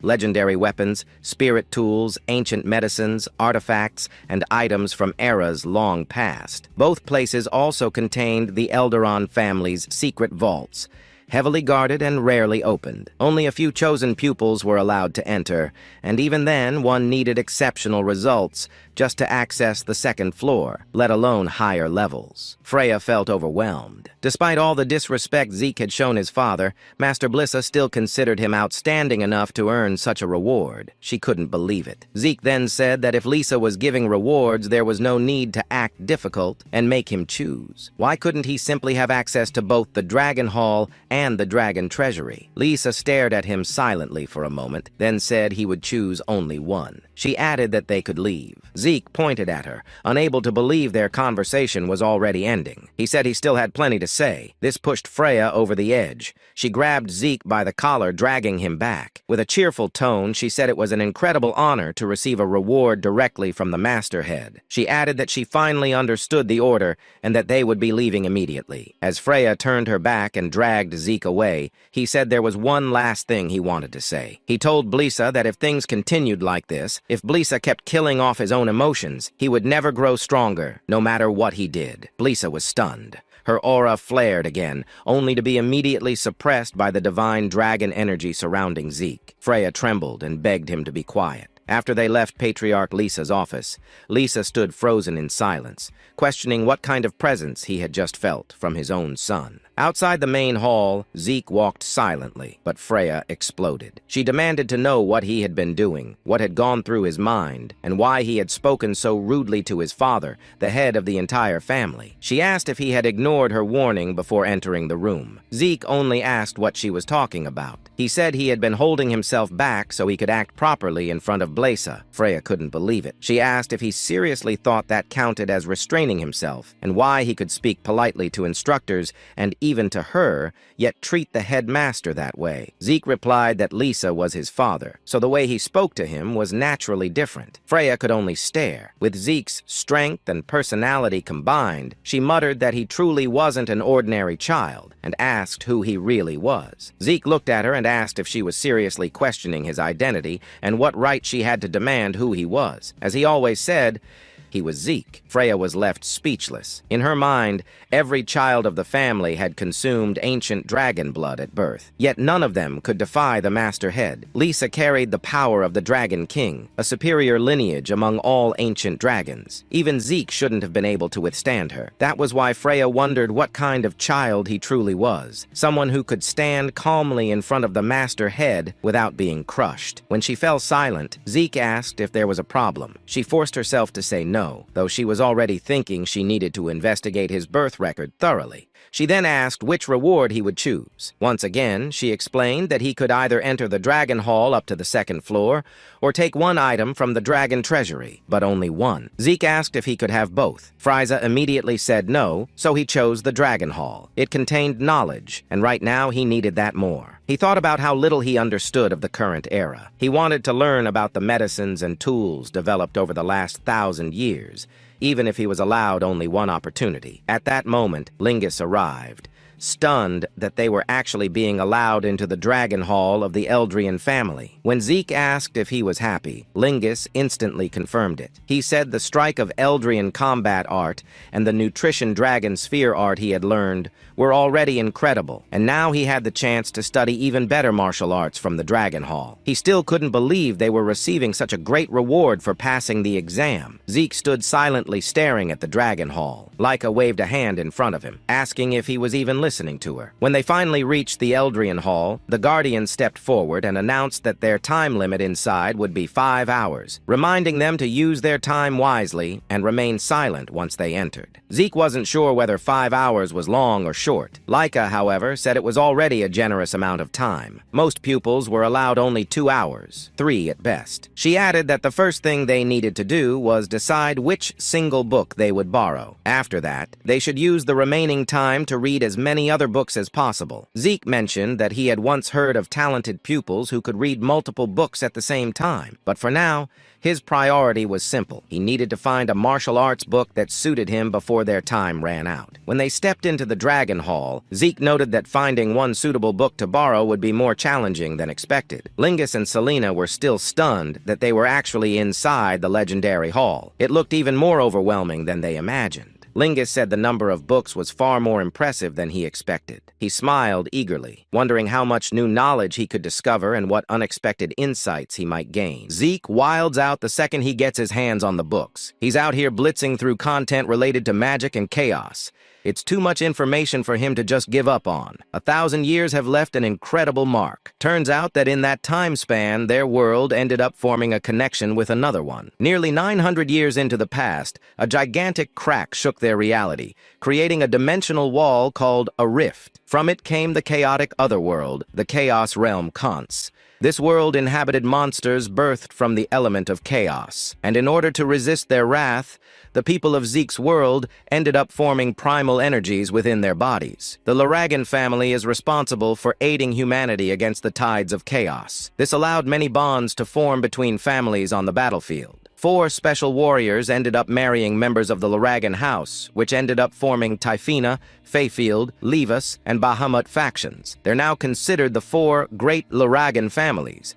And it all makes sense now, especially when the anger boar was covered in dark energy while Zeke fought it. Even Laika's thunderous aura exhibits such an energy. All of it came from a different dimension, but the most interesting part that stands out to him is the evolution of magic. With the connection to a dark reality came a new kind of technique. Unfortunately, Bro can't find a book related to the contents of that technique, especially when something this brilliant should be hailed as a part of history. His excitement is so loud that he draws the supervisor's attention, insisting the boy to keep quiet while reading. The strangest part is how there isn't a presence around him, and he could still hear the voice. This makes him wonder if this is the same magic, the same new technique, something that can be used via voice. But the problem is that aside from ordinary primal energy, he can't tell what's special about it. Suddenly, all of his books end up floating in a trail of yellow, levitating all on their own. Zeke can't contain his reaction and finds himself amused with the technique. The supervisor tells him to be quiet again, but Zeke just can't contain his reaction at the verge of experiencing a new level of growth. While he was busy wasting his time being excited, the library suddenly ended up closing in on him. Threads of ether restrain him before tossing his ass out the door. Zeke barely holds himself together while sticking his landing, questioning what the heck just happened. Bro wants to learn the same ether technique and demands the guy to use it again. Even Langus can't tell what's up with him. While Laika is confused why he's the only one who got yeeted out, unlike the rest of them, fortunately, Langus found an interesting martial arts manual that he borrowed called the Cloudwater Spear Technique. Then there's Celine, who learned a movement art alongside Wind Blossom sword technique. Raymond got his fair share by practicing the Luragan Guardian sword technique in the library.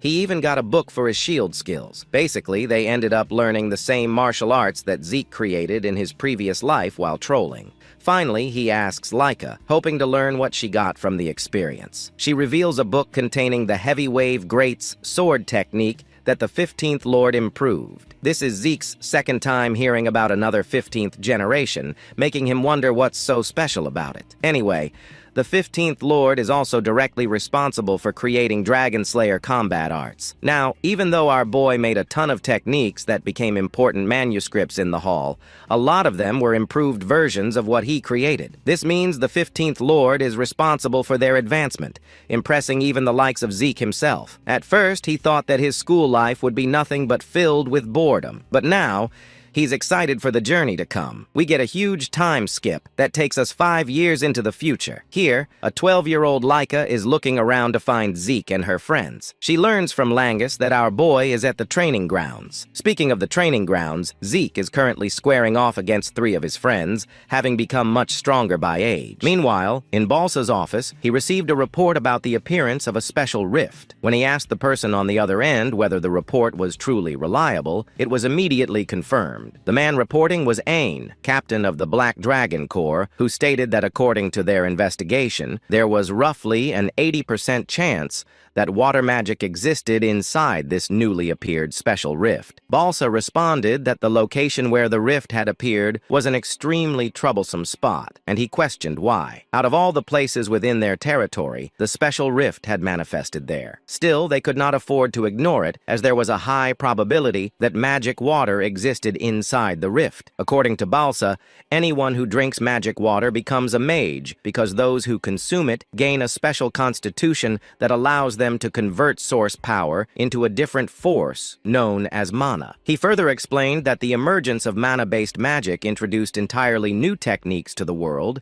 and at the same time sparked fierce territorial struggles over the sources of magic water known as magic springs. In this age of magic, the number of mages directly determines a house's military strength. However, within Eldrian territory, not a single magic spring existed. For a house like the Eldragon family, which possessed no magic springs, there was only one way to obtain magic water: conquering special rifts. At present, the number of Eldrian mages was extremely small, and including Balsa himself, all of them were hardened veterans who had obtained magic water through special rift conquests. Even so, in terms of sheer numbers, they were being overwhelmed by other houses that owned magic springs. For this reason, conquering special rifts was Eldrian's top priority mission. However, as Ayan had reported, the location where the special rift appeared, the abundant dragon forest, was far too troublesome. There had even been a small border skirmish in the surrounding region just the other day. The abundant dragon forest was a vast woodland that lay mostly within Laragan territory, but part of it stretched into the lands of another house. Those who claimed broader ownership of the forest and referred to it as the Great Abundant Forest were the Kerberos family. Ayin added that the rift itself was certainly within Eldrian lands, but considering its scale and position, the special domain formed around it might extend into Kerberos territory. Knowing those mongrels, there was a high chance they would swarm toward it. Balsa remarked that their noses were the only thing they were good for, and in any case, they would detect the special rift sooner or later. Thus, the Eldragon family had to prepare with a struggle against them in mind, since it was a special rift. Both sides would have limited options, but they needed to act before the Kerberos family caught on. With that decided, Balsa immediately instructed Ain to inform all dragons' nests at once and announced that a selection exam would be held as soon as possible. Meanwhile, at the training grounds, Laika commented that Rangus and the others really went all out every time they trained with Zeke. In the middle of it all, Zeke remained calm as he waited for their attacks. As the three of them attacked Zeke simultaneously from different directions, Zeke's expression darkened as he strengthened his body and accepted all of their blows at once. With the sharp tip of Rangus's spear pressed and embedded into the hero's cheek, Zeke remarked that their coordination was good, but that Rangus was putting too much force into his spear, which ruined the true strength of spear arts. At the time, Rangus was 11 years old. As for Celine, who was 12, Zeke advised her that she focused too much on speed and the number of strikes, leaving no weight behind her attacks, and that she needed to find a proper balance. Raymond, who was also 12, was told by Zeke that his movements and use of the shield were good and correct. Even so, Zeke stated that all of them were still far too passive, and he told them to get more accustomed to attacking. Once again, he instructed them to come at him. As Rangus charged forward again, Laika remarked that watching their training was still completely insane. When Zeke asked what exactly she found so crazy about it, Laika replied that letting himself get hit bare-bodied without using source power was total madness. Zeke simply asked what she was talking about and said that this was proper training for him. Shouting toward Laika while flexing his muscles beneath his shirt, he told her that she should witness the fruits of his training. Zeke added that because of this training, his body had become sturdy even without source power. Laika complained that Zeke should at least have them stop attacking while they were talking. But at that very moment, Rangus delivered a powerful spear strike from behind Zeke. Rangus declared that Leah should look closely at his attack to see just how insane Zeke's body truly was. This caused Laika to shut her eyes and clutch her head, muttering that all of them were truly abnormal. Not only did Zeke refuse to use any bodily defense, but Rangus and the others continued attacking him with full force. Raymond suddenly asked how Zeke could possess such incredible defense without using source power, while Celine said that it was far too mysterious to be explained by the human body. Laika told them not to lump Zeke in with humans because Zeke was not one of them. She then asked if they knew what the seniors used to call Zeke, and revealed that he was known as the Eastern Hall's Demon Child. This prompted Zeke to ask whether that title was meant as an insult before questioning what Laika's purpose was in coming to see them, and whether she wanted to join their training. Leah replied that training was fine, but there was something she wanted to tell Zeke first. When Zeke asked what it was, Laika said it looked like they would soon be seeing children from the other dragons' nests, and much sooner than expected. Rangus was visibly shocked by this, while Raymond commented that he had figured it would happen someday, though he hadn't expected it to be so early and that it was finally time to meet them. When Celine asked if this was for the next test, Leah replied that even she didn't know the details. Zeke then asked where Leah picked up such rumors, to which she answered that she simply observed the instructors, their conversations, and their movements. Zeke said that he had never paid attention to such things, meaning gossip and rumors from instructors the way Leah always did. Laika responded that regardless they needed to be careful because the West Hall had that guy. By that guy, she meant one of the next head candidates besides herself and Zeke. Zeke merely said that now it sounded fun. A few days later, the students of the East Dragon's Nest were gathered in the arena, including several students who were being introduced for the first time. Zeke noted that everyone had been assembled in the arena without any distinction by grade, and Laika agreed, adding that just as she had said before, they would meet students from other dragon's nests. After a short while, the students suddenly fell silent as Freya arrived and immediately ordered them to quiet down. Once the students were lined up before her, Freya announced that 3 days from now, they would be fighting the children of the other dragon's nests. Freya announced that in 3 days' time, they would be facing the children of the other dragon nests. Shock rippled through the crowd. Panic spread among the juniors. Raymond frowned deeply. Celine fell silent. Laika stood motionless, her expression firm with determination, while Angus stiffened, clearly unsettled, and Zeke smiled for the first time in a long while. He felt genuinely excited. Freya stepped forward and held 3 fingers out in front of her,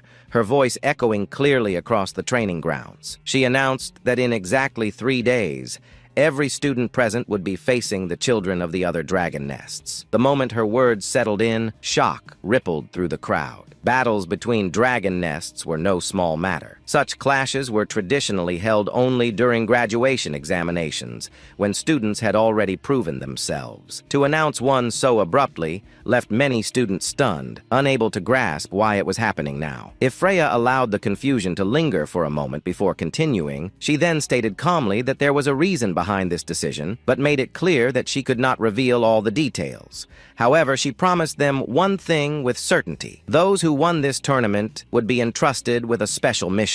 At those words, Zeke's eyes gleamed faintly. He did not ask what the mission was. He did not need to. Anything described as special in this academy inevitably involved danger, combat, and growth. To him, it sounded far too interesting to ignore. Freya continued explaining the structure of the event. The tournament would follow an elimination format, with 7 students selected from each of the 4 dragon nests. Victory would come not through teams, but through individual strength. The Eastern Nest, she emphasized, would need to decide its 7 representatives today. A senior student stepped forward, his voice confident as he asked whether the 7 representatives would naturally be chosen from among the senior class. Freya answered calmly, asking him in return why he thought she had summoned every student, regardless of grade. Her implication was clear. The representatives would be chosen from all years, seniors and juniors alike. That answer immediately stirred unrest. Several senior students scoffed openly. They questioned what juniors could possibly contribute in a battle of this scale. Their dismissive gazes pressed down on the younger students, many of whom stiffened or trembled under the pressure. The seniors continued,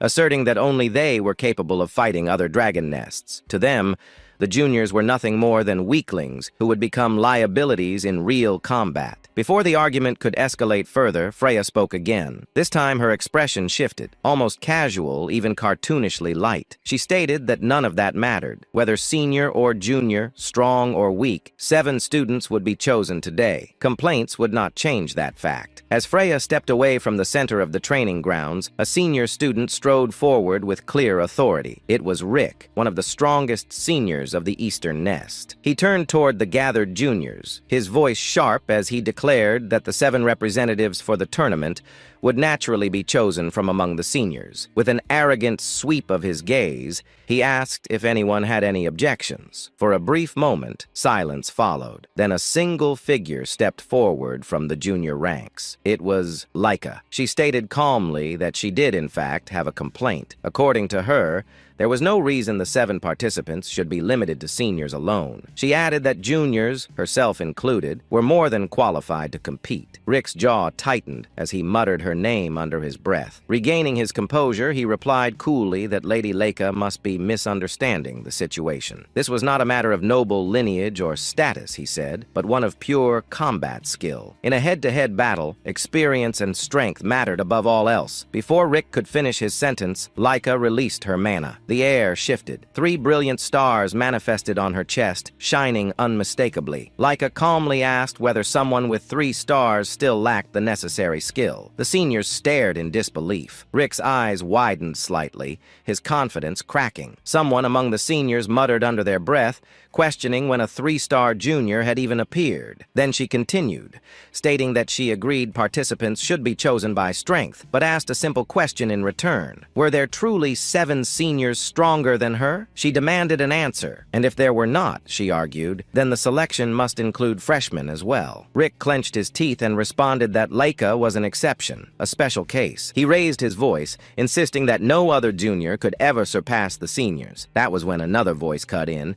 remarking casually that Rick was being far too loud. Rick turned sharply, irritated, asking what he had said. It was Zeke. He replied calmly, repeating that Rick was shouting unnecessarily. Then, with an almost amused expression, Zeke stated that the seniors clearly believed all juniors were weak and insignificant. As he spoke, Zeke released his aura. It surged outward. Not explosively, but with terrifying pressure. Smiling faintly, Zeke proposed something simple. Instead of arguing, they should fight. From now on, everyone who wished to participate should battle freely until only 7 remained standing. Leica pinched the bridge of her nose, murmuring that things were escalating far too quickly. She knew how dangerous this could become. Still, she forced herself to step in before chaos fully erupted. She clarified her proposal, a ranking battle. Anyone who wished to participate in the tournament would enter. Over the next 3 days, their results would be recorded and rankings determined objectively. Those who ranked within the top 7 would represent the Eastern Nest. Seeing no better alternative and unwilling to back down publicly, Rick reluctantly approved the proposal,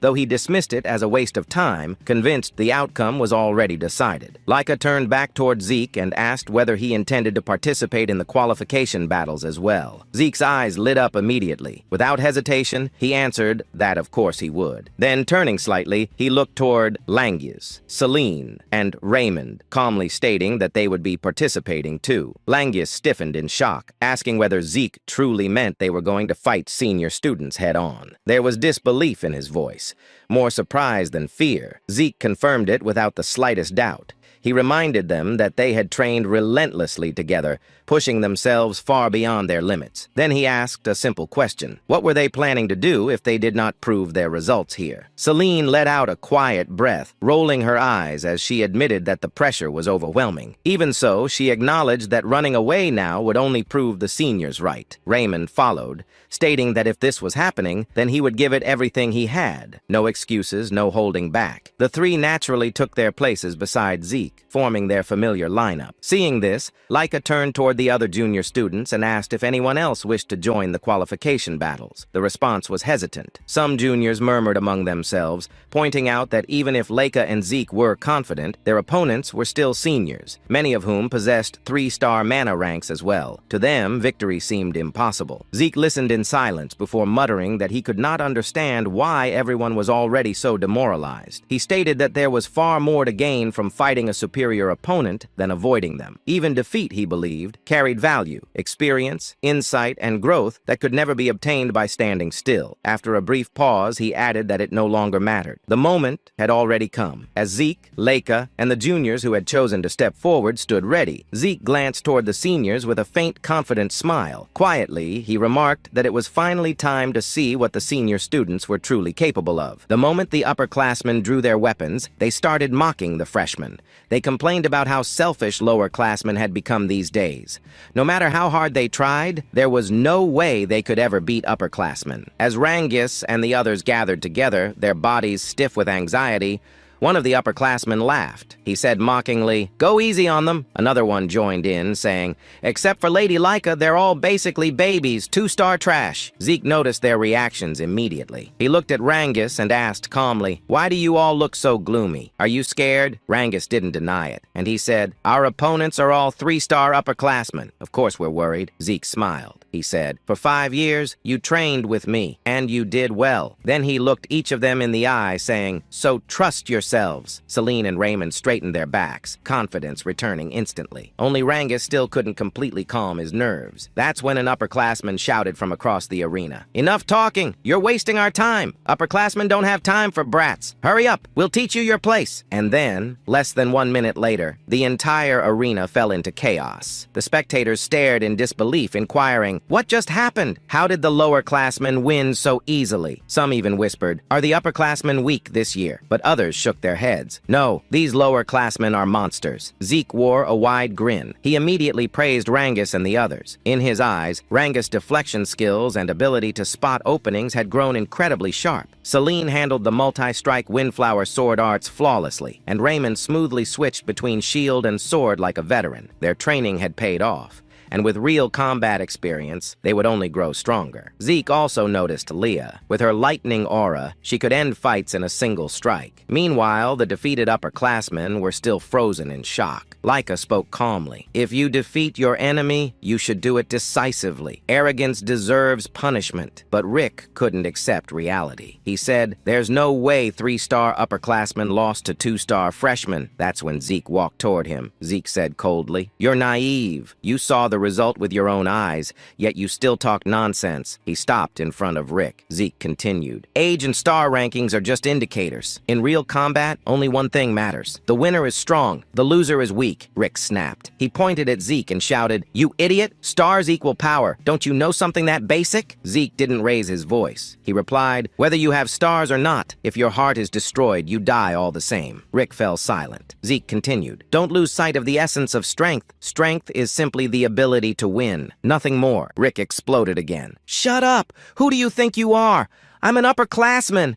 I went easy on those kids, but now I won't hold back." Zeke sighed. He said, "I'm tired of talking. Children should move their bodies, not their mouths." Only the two of them remained in the arena. Zeke said, "So show me the martial arts you're so proud of." Rick roared in rage and charged forward, unleashing his full power. But before his attack could land, Zeke's eyes glowed gold. One punch. Rick was sent flying across the arena. Silence. Zeke laughed lightly, saying, "You trained well." The entire audience froze. Rick knelt on the ground, unable to move. Students whispered in disbelief, "Zeke is insane." Rick didn't even get to show anything. Meanwhile, at the West Hall training grounds, students groaned in pain, clutching their injuries. One man let out a deep sigh and said, "Every single one of you is useless." This man was Vanil Fafnilde Elragon, a candidate for the next family head. Soon after, more students arrived. One of them bowed and said, "Lord Vanil, the selection here is complete." This was Alan, Vanil's right-hand man, a 3-star warrior. Behind him stood the successful candidates, including a 12-year-old boy. Vanil's eyes narrowed, asking, "Your name?" He replied, "Retin." Vanil inquired, "You're a 3-star as a lower classman?" He said, "Yes." Vanil smiled, saying, "I like competent people. If you're useful, I'll make you my subordinate." Retin bowed deeply, excitement burning in his chest. With Lord Vanil here, the West Hall could never lose, and if the special mission succeeded, Vanil would become the next family head, which meant Retin would stand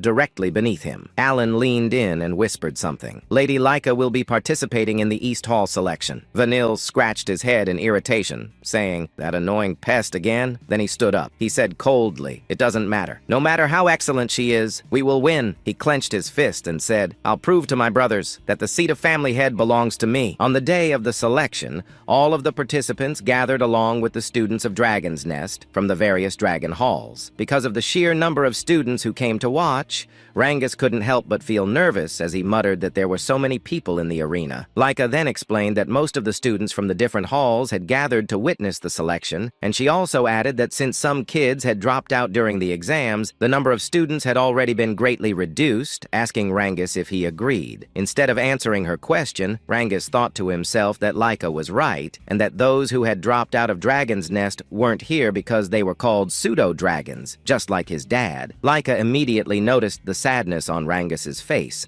so she quickly changed the topic, patting him on the back as she said that what mattered was that they had been chosen as representatives of the East Hall and that they should be proud of themselves. Rangus immediately agreed and said that he would do everything he could in the upcoming selection. Soon after, they noticed their protagonist standing quietly among the participants of the selection. When they approached Zeke, Rangus immediately asked if something was wrong, while Laika also remarked that Zeke seemed unusually quiet today. Zeke replied that there was no problem and that he was simply gauging the fighting strength of the students around him. Suddenly, Rangus collapsed in shock when they heard a loud voice saying, "As expected of Lord Zeke, to think that he can also do such a thing." When Zeke turned toward the source of the voice, he saw two students running toward them. At the same time, Zeke casually remarked that things had certainly changed. The two upperclassmen, who were also members of the selection and were currently running toward him, immediately agreed with what Zeke said. Rick added that after their battle, they had reconsidered their way of thinking, and even though he was part of El Dragon, he genuinely respected the strong. Zeke simply replied that it wasn't a bad thing, so it was fine. Meanwhile, Rangus burst into tears as he clung to Zeke's legs, saying that he was truly shocked by Rick's sudden shout, and they helped Rangus stand up.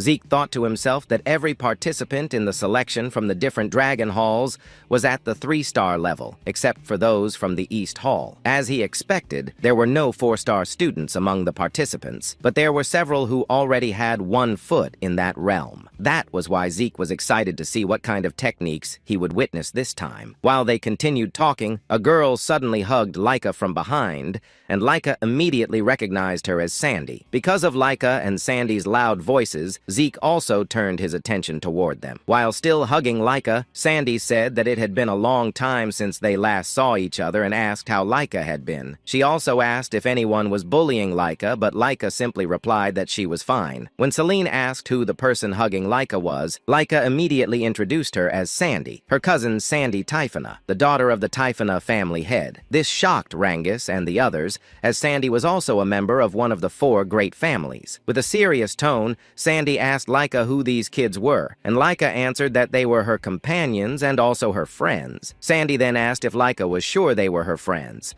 saying that while it was good to get along with other kids, they lacked the ability to be Laika's companions, since Laika was one of the candidates to become the next family head of the Eldrian family. Zeke immediately intervened, saying that it would only become clear when they fought. When Sandy asked who he was, Laika quickly said that he was Zeke, and also one of the candidates like her. Sandy then asked if he really was a candidate and whether he was the rumored illegitimate child of the current family head. She bluntly stated that she never thought a mere bastard like Zeke would still be alive. Despite Sandy's harsh words, Zeke remained smiling. Laika was clearly shocked and immediately asked Sandy why she was acting like that in front of her friends and Zeke. Sandy was surprised by Laika's reaction and said that even if Zeke was an illegitimate child, he was still Laika's rival. She added that Laika wouldn't be able to defeat the other family head candidates with such an attitude. Sandy also remarked that Zeke's group was of poor quality, as none of them were even 3-star level, and asked if the East Hall students were really that weak now. Zeke suddenly cut in, pouting slightly as he warned Sandy that if she kept looking down on them the way she was now,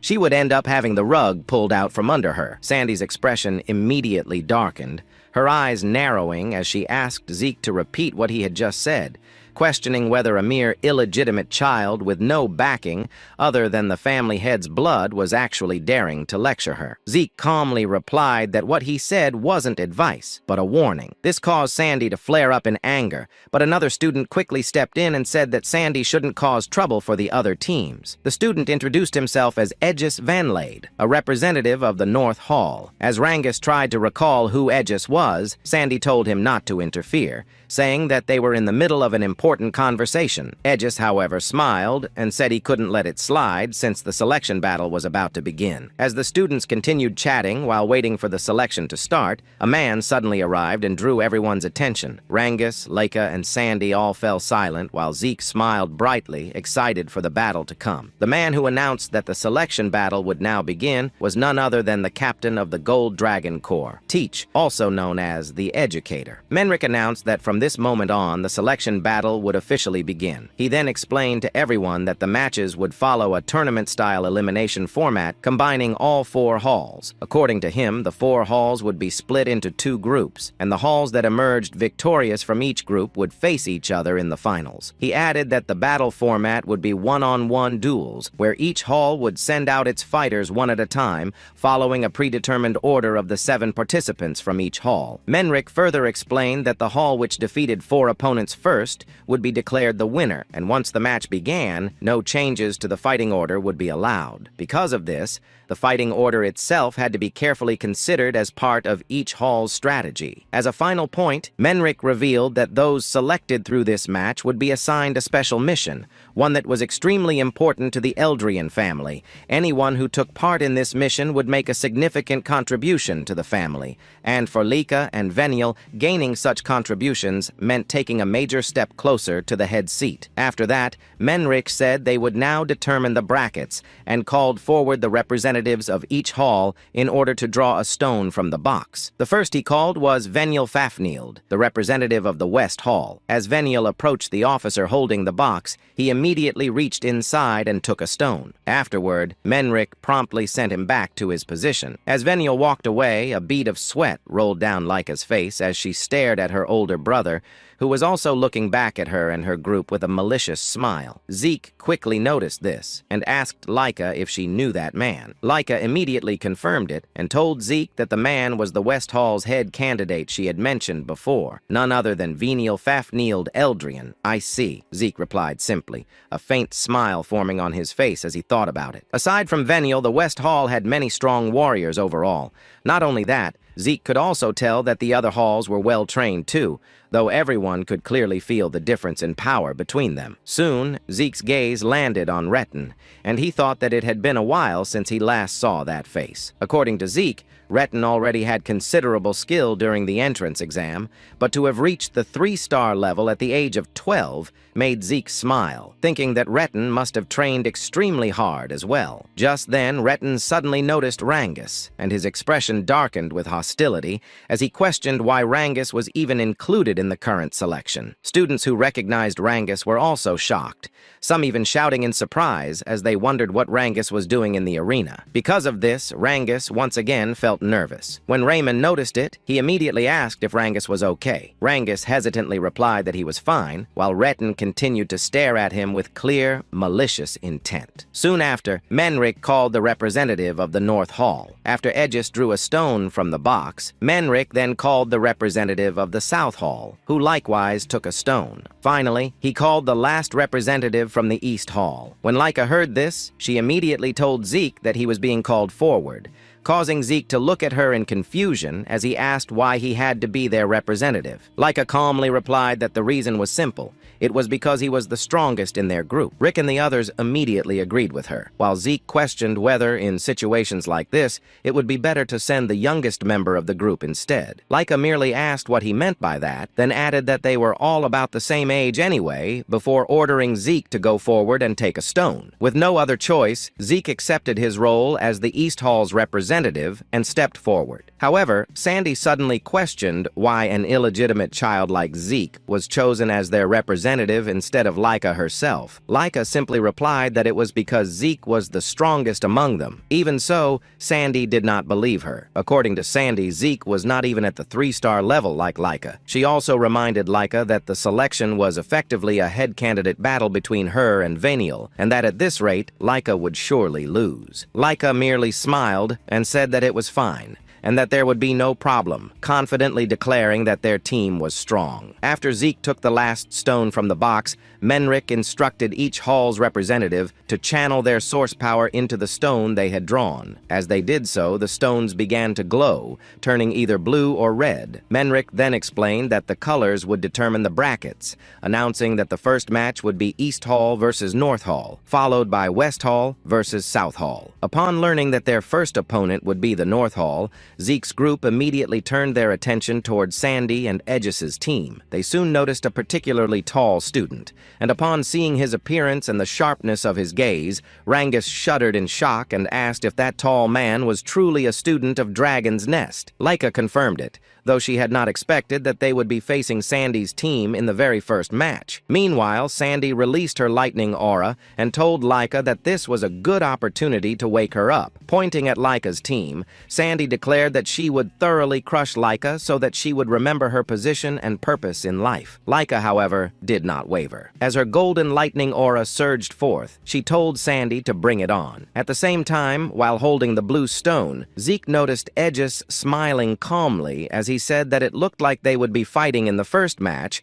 and that he was really looking forward to it. Seeing Aegis's reaction and hearing his words, Zeke replied that it seemed like they would get along, adding that he too was looking forward to the battle and could not wait to fight anymore. Meanwhile, after a brief moment of silence filled the entire arena, Menric declared that the first match would take place between East Hall and North Hall. As soon as everyone heard the announcement, Eric immediately told Lord Zeke that he would do everything he could to win his fight. However, despite his determined words, his expression betrayed him, causing sweat to trickle down Laika's cheek as she nervously asked Zeke if Eric would really be all right, since his anxiety was clearly visible. Zeke simply agreed with her observation. Soon after, Menric asked whether both groups were ready for the match. Once Eric stepped into the center of the arena to face his opponent, Menric immediately ordered the start of the battle. Eric charged at his opponent right away after gathering his source power into his fist. As Zeke and the others watched from the sidelines,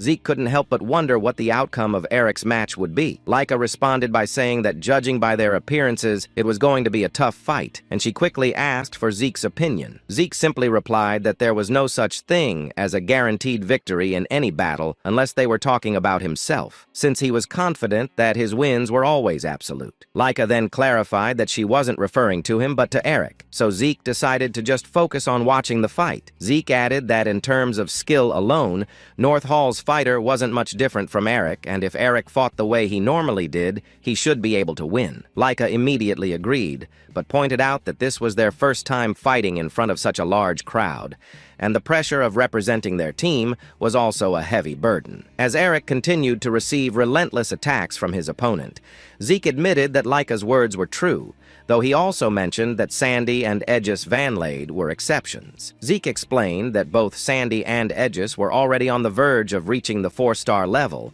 meaning they wouldn't be easily shaken. He also remembered that Sandy was Laika's cousin from the Typhona family, which likely meant she wielded techniques from the same lineage, and he noted to himself that this would become valuable battle experience for Laika. After Eric was eventually knocked down by his opponent, Menric declared that the winner of the first match was North Hall. Because of this, Marin became extremely nervous, and despite her hesitation, she said she needed to win. Laika tried to comfort her, telling her not to be too anxious and that she would be fine. But in just a moment, Marin was also defeated by her opponent, leaving Zeke and Laika with nothing but a sigh. As Eric and Marin trembled, they apologized to Zeke for their losses. But Zeke simply laughed and said he already knew they were completely overwhelmed by the atmosphere of the arena. He added that they didn't need to worry because if this were a real battlefield where life and death were at stake, the results would surely be different. Zeke cheerfully reminded them that the place they were in now was meant for learning and testing their strength, not for killing each other. He explained that lessons like today's were experiences they could only gain safely here,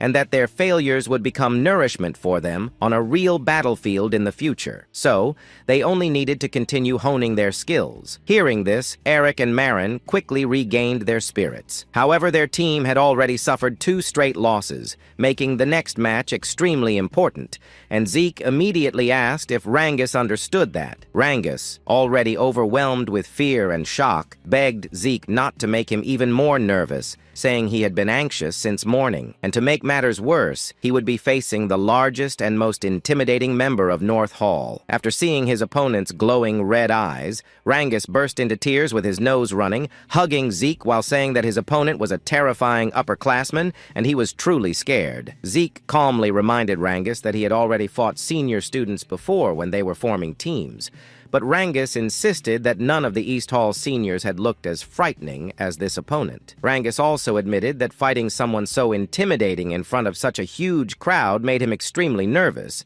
causing Zeke to sigh while gently holding Rangus's head. Zeke then wrapped his arm around Rangus and told him to carefully observe his opponent, asking what weapon he was holding. After taking a closer look, Rangus saw the massive sword his opponent carried. When Rangus told Zeke that his opponent used a sword, Zeke confirmed it and explained that Rangus was simply fighting someone holding a sword, so he didn't need to think about anything else. Zeke said that if his opponent thrust the sword, Rangus only needed to parry it. If the opponent slashed upward, he only needed to pull back. And if the opponent swung downward, he only needed to step forward and thrust his spear. Zeke emphasized that Rangus only needed to focus on dealing with the weapon in front of him, just like he always did. Because of Zeke's words, Rangus gradually regained his confidence. When Zeke looked into Rangus's eyes, he realized how impressive Rangus's focus was. Zeke knew Rangus still needed guidance to center himself for now, but once he could naturally enter that focus state, he would grow far beyond his current limits. As Rangus and his opponent stepped into the center of the arena, Zeke couldn't help but wonder how much this battle would help Rangus grow. Meanwhile, the spectators quickly noticed the massive size difference between Rangus and his opponent, commenting that there was no way the scrawny Rangus could match him. After Menric signaled the start of the match, Rangus's opponent immediately charged forward and used the triple-leaf sword-style technique called single blade branch. But before the attack could land, Rangus swiftly dodged it. Despite this, the giant opponent declared that Rangus wouldn't be able to escape him and followed up with the twin fang branch technique, launching a barrage of attacks. However, Rangus skillfully dodged and parried every strike. Even so, Laika remained extremely worried, and Celine noticed that Rangus's opponent was gradually moving closer to cut off Rangus's preferred range. Reynold quickly asked Zeke if Rangus would be all right, but Zeke assured them there was no need to worry, pointing at Rangus's eyes and saying he was becoming more focused as the battle progressed. After once again dodging his opponent's sword swing, the giant used another triple-leaf sword-style technique called Leaf Storm Dance to attack Rangus. But before the attack could hit, Rangus's eyes suddenly flashed with clarity. He immediately used his Cloudwater Spear-style technique called Flowing Clouds and Water to parry the sword. The force from their clash caused the giant opponent to lose his balance, and Rangus wasted no time seizing the opportunity. Using another Cloud Water Spear-style technique called Raging Current Strike, Rangus thrust his spear into his opponent's chest, knocking him unconscious and sending him crashing to the ground. Menric immediately declared the match over and announced that East Hall had won the third match. Rangus sighed in relief, while Zeke smiled and stated that they should start turning the battle around, beginning with Rangus's victory. East Hall steadily gained momentum as Celine won the fourth match and Reynold claimed victory in the fifth match. Soon, the sixth match began between Laika and Sandy. Laika greeted Sandy, saying it had been a while since they last crossed swords like this. While both wielded lightning great sword techniques,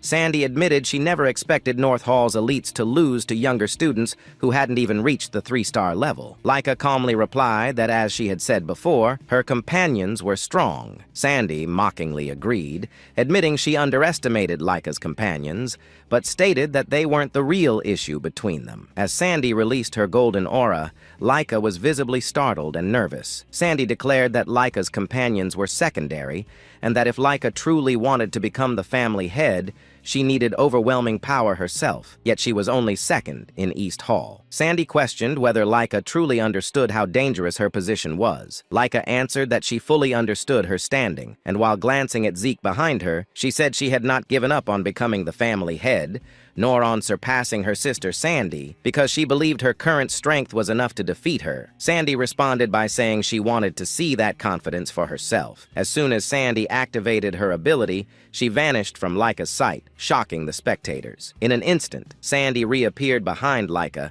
saying she wanted to witness Laika's so-called strength. Laika quickly defended herself with her sword, but Sandy suddenly ducked in front of her and launched another attack. As they exchanged intense blows, Aegis observed that, as expected, Sandy held the advantage, though he wondered how well Laika could fight against someone who wielded lightning great sword arts even better than she did. When Sandy used the lightning great sword art called Judgment, Laika suffered a wound on her side, head, causing Celine and Marin to panic. After retreating, Laika reassured herself that she was fine, realizing the injury was only a scratch and that she simply needed to catch her breath. Rangus commented that Sandy was incredibly strong, amazed that Lady Laika had been pushed back so quickly, while Reynold mentioned hearing that Lady Laika had been trained by Lady Sandy when she was younger. Laika then launched another attack towards Sandy, but after easily dodging it, Sandy remarked that Laika still hadn't fixed her bad habit of wildly swinging her sword whenever she was cornered. Laika ignored the remark, and as their lightning auras clashed alongside their blades, a powerful explosion erupted in the center of the arena. Laika suffered multiple injuries during their fierce exchange. Sandy then stated that, just as she expected, Laika's bad habits hadn't improved at all, and that she couldn't even become #1 in East Hall. Sandy added that if Laika had simply joined North Hall, she would never have allowed Laika to end up like this. Despite her injuries, Laika slowly stood up and declared that the fight wasn't over. Sandy responded that it would be better for her to surrender because she couldn't defeat her at her current level. Sandy even said that if this was how things would turn out, she should have petitioned their father from the start and forcibly brought Laika to North Hall. Laika remained silent, and after raising her sword again, Sandy remarked that Laika was being stubborn, leaving her no choice but to teach her a lesson. In a flash, Sandy disappeared once more and reappeared behind Laika, surrounded by lightning, launching another attack. Just as Laika attempted to defend with her sword, Sandy kicked her in the side, throwing her off balance before following up with another strike. Sandy unleashed a relentless barrage of attacks,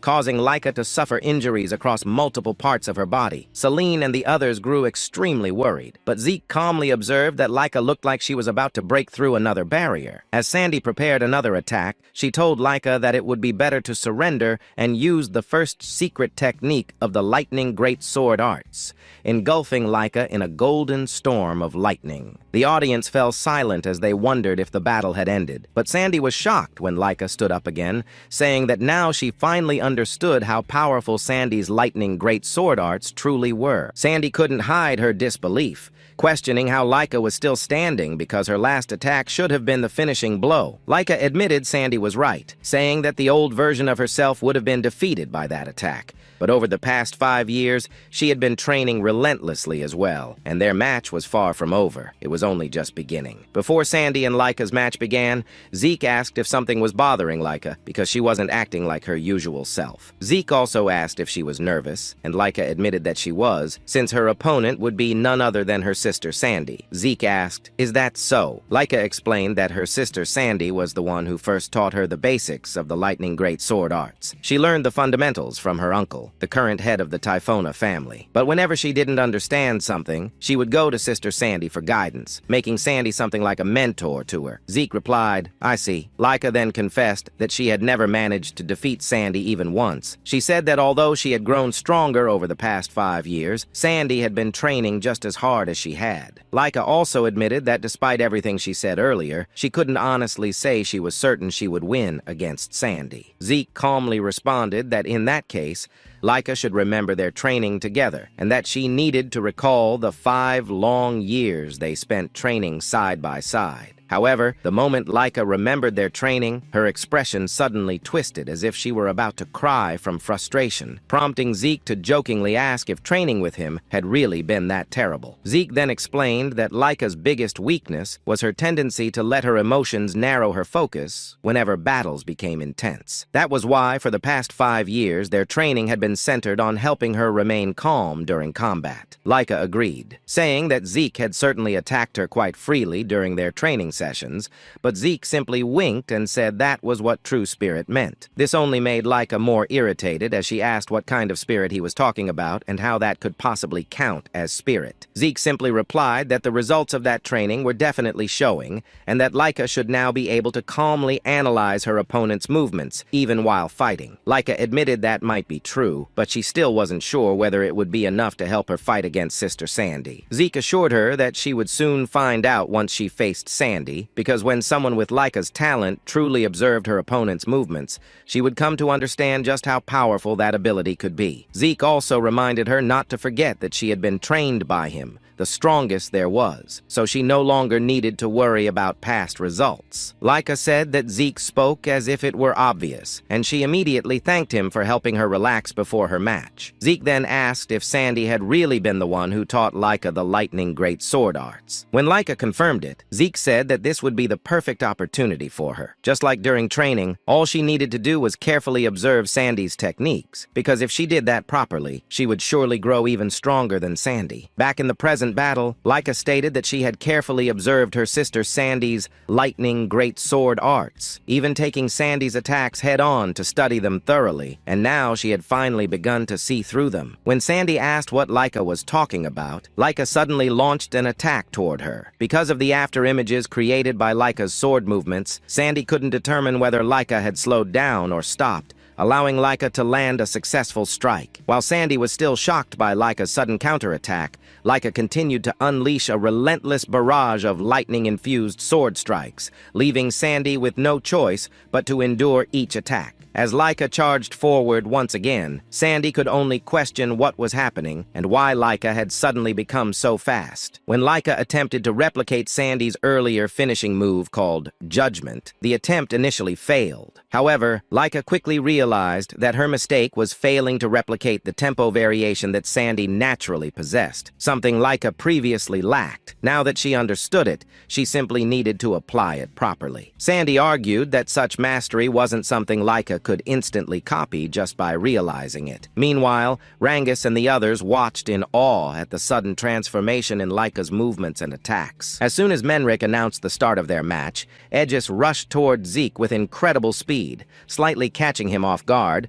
but also filling him with excitement. Zeke noted that with just a single step, Aegis was able to cover such a vast distance, and he couldn't help but praise Aegis's footwork. Aegis, smiling confidently, immediately used his thousand-blade-style technique called 9 Blades to attack Zeke. Because of the golden glow from Aegis's aura, Zeke was shocked to realize that the presence of Aegis's katana seemed to completely vanish. However, before Aegis's attack could strike Zeke's body, Aegis himself was startled when his blade only cut through Zeke's afterimage. After launching his attack, Aegis quickly realized that Zeke had avoided his strike by twisting his body within a split second.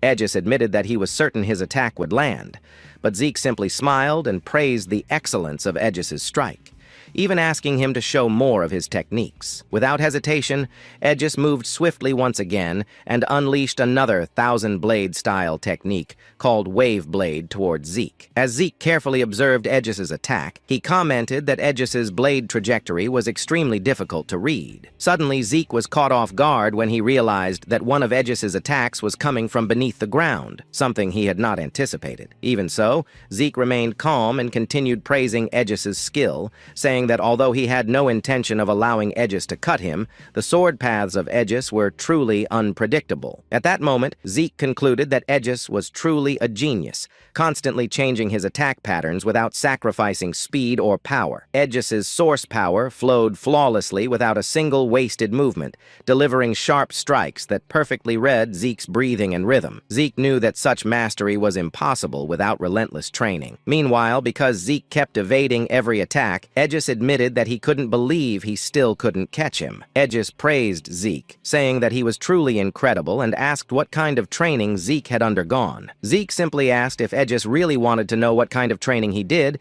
and then casually invited Aegis to train with him after their battle was over. Moments later, Zeke suddenly moved toward Aegis to launch his own attack. As Zeke's eyes flashed with determination, he struck forward with his fist toward Aegis. Aegis immediately raised his katana to block the attack, but the sheer force behind Zeke's punch caused Aegis's entire body to tremble, leaving him in disbelief that Zeke was supposedly only at the 2-star level. After delivering the punch, Zeke noticed the damage inflicted on his own fist, and he realized that although he had tried altering his breathing pattern, Aegis had already adapted to that as well. Because of this, Zeke couldn't help but admit that Aegis was an even more exceptional warrior than he had initially expected. Aegis then remarked that Zeke had finally launched an attack back against him and asked if that meant Zeke was already finished observing his techniques. Zeke replied that to some extent, he was. Hearing this, Aegis wondered if Zeke had already figured out his abilities. Aegis then launched another swift attack towards Zeke. As Zeke watched the incoming strike,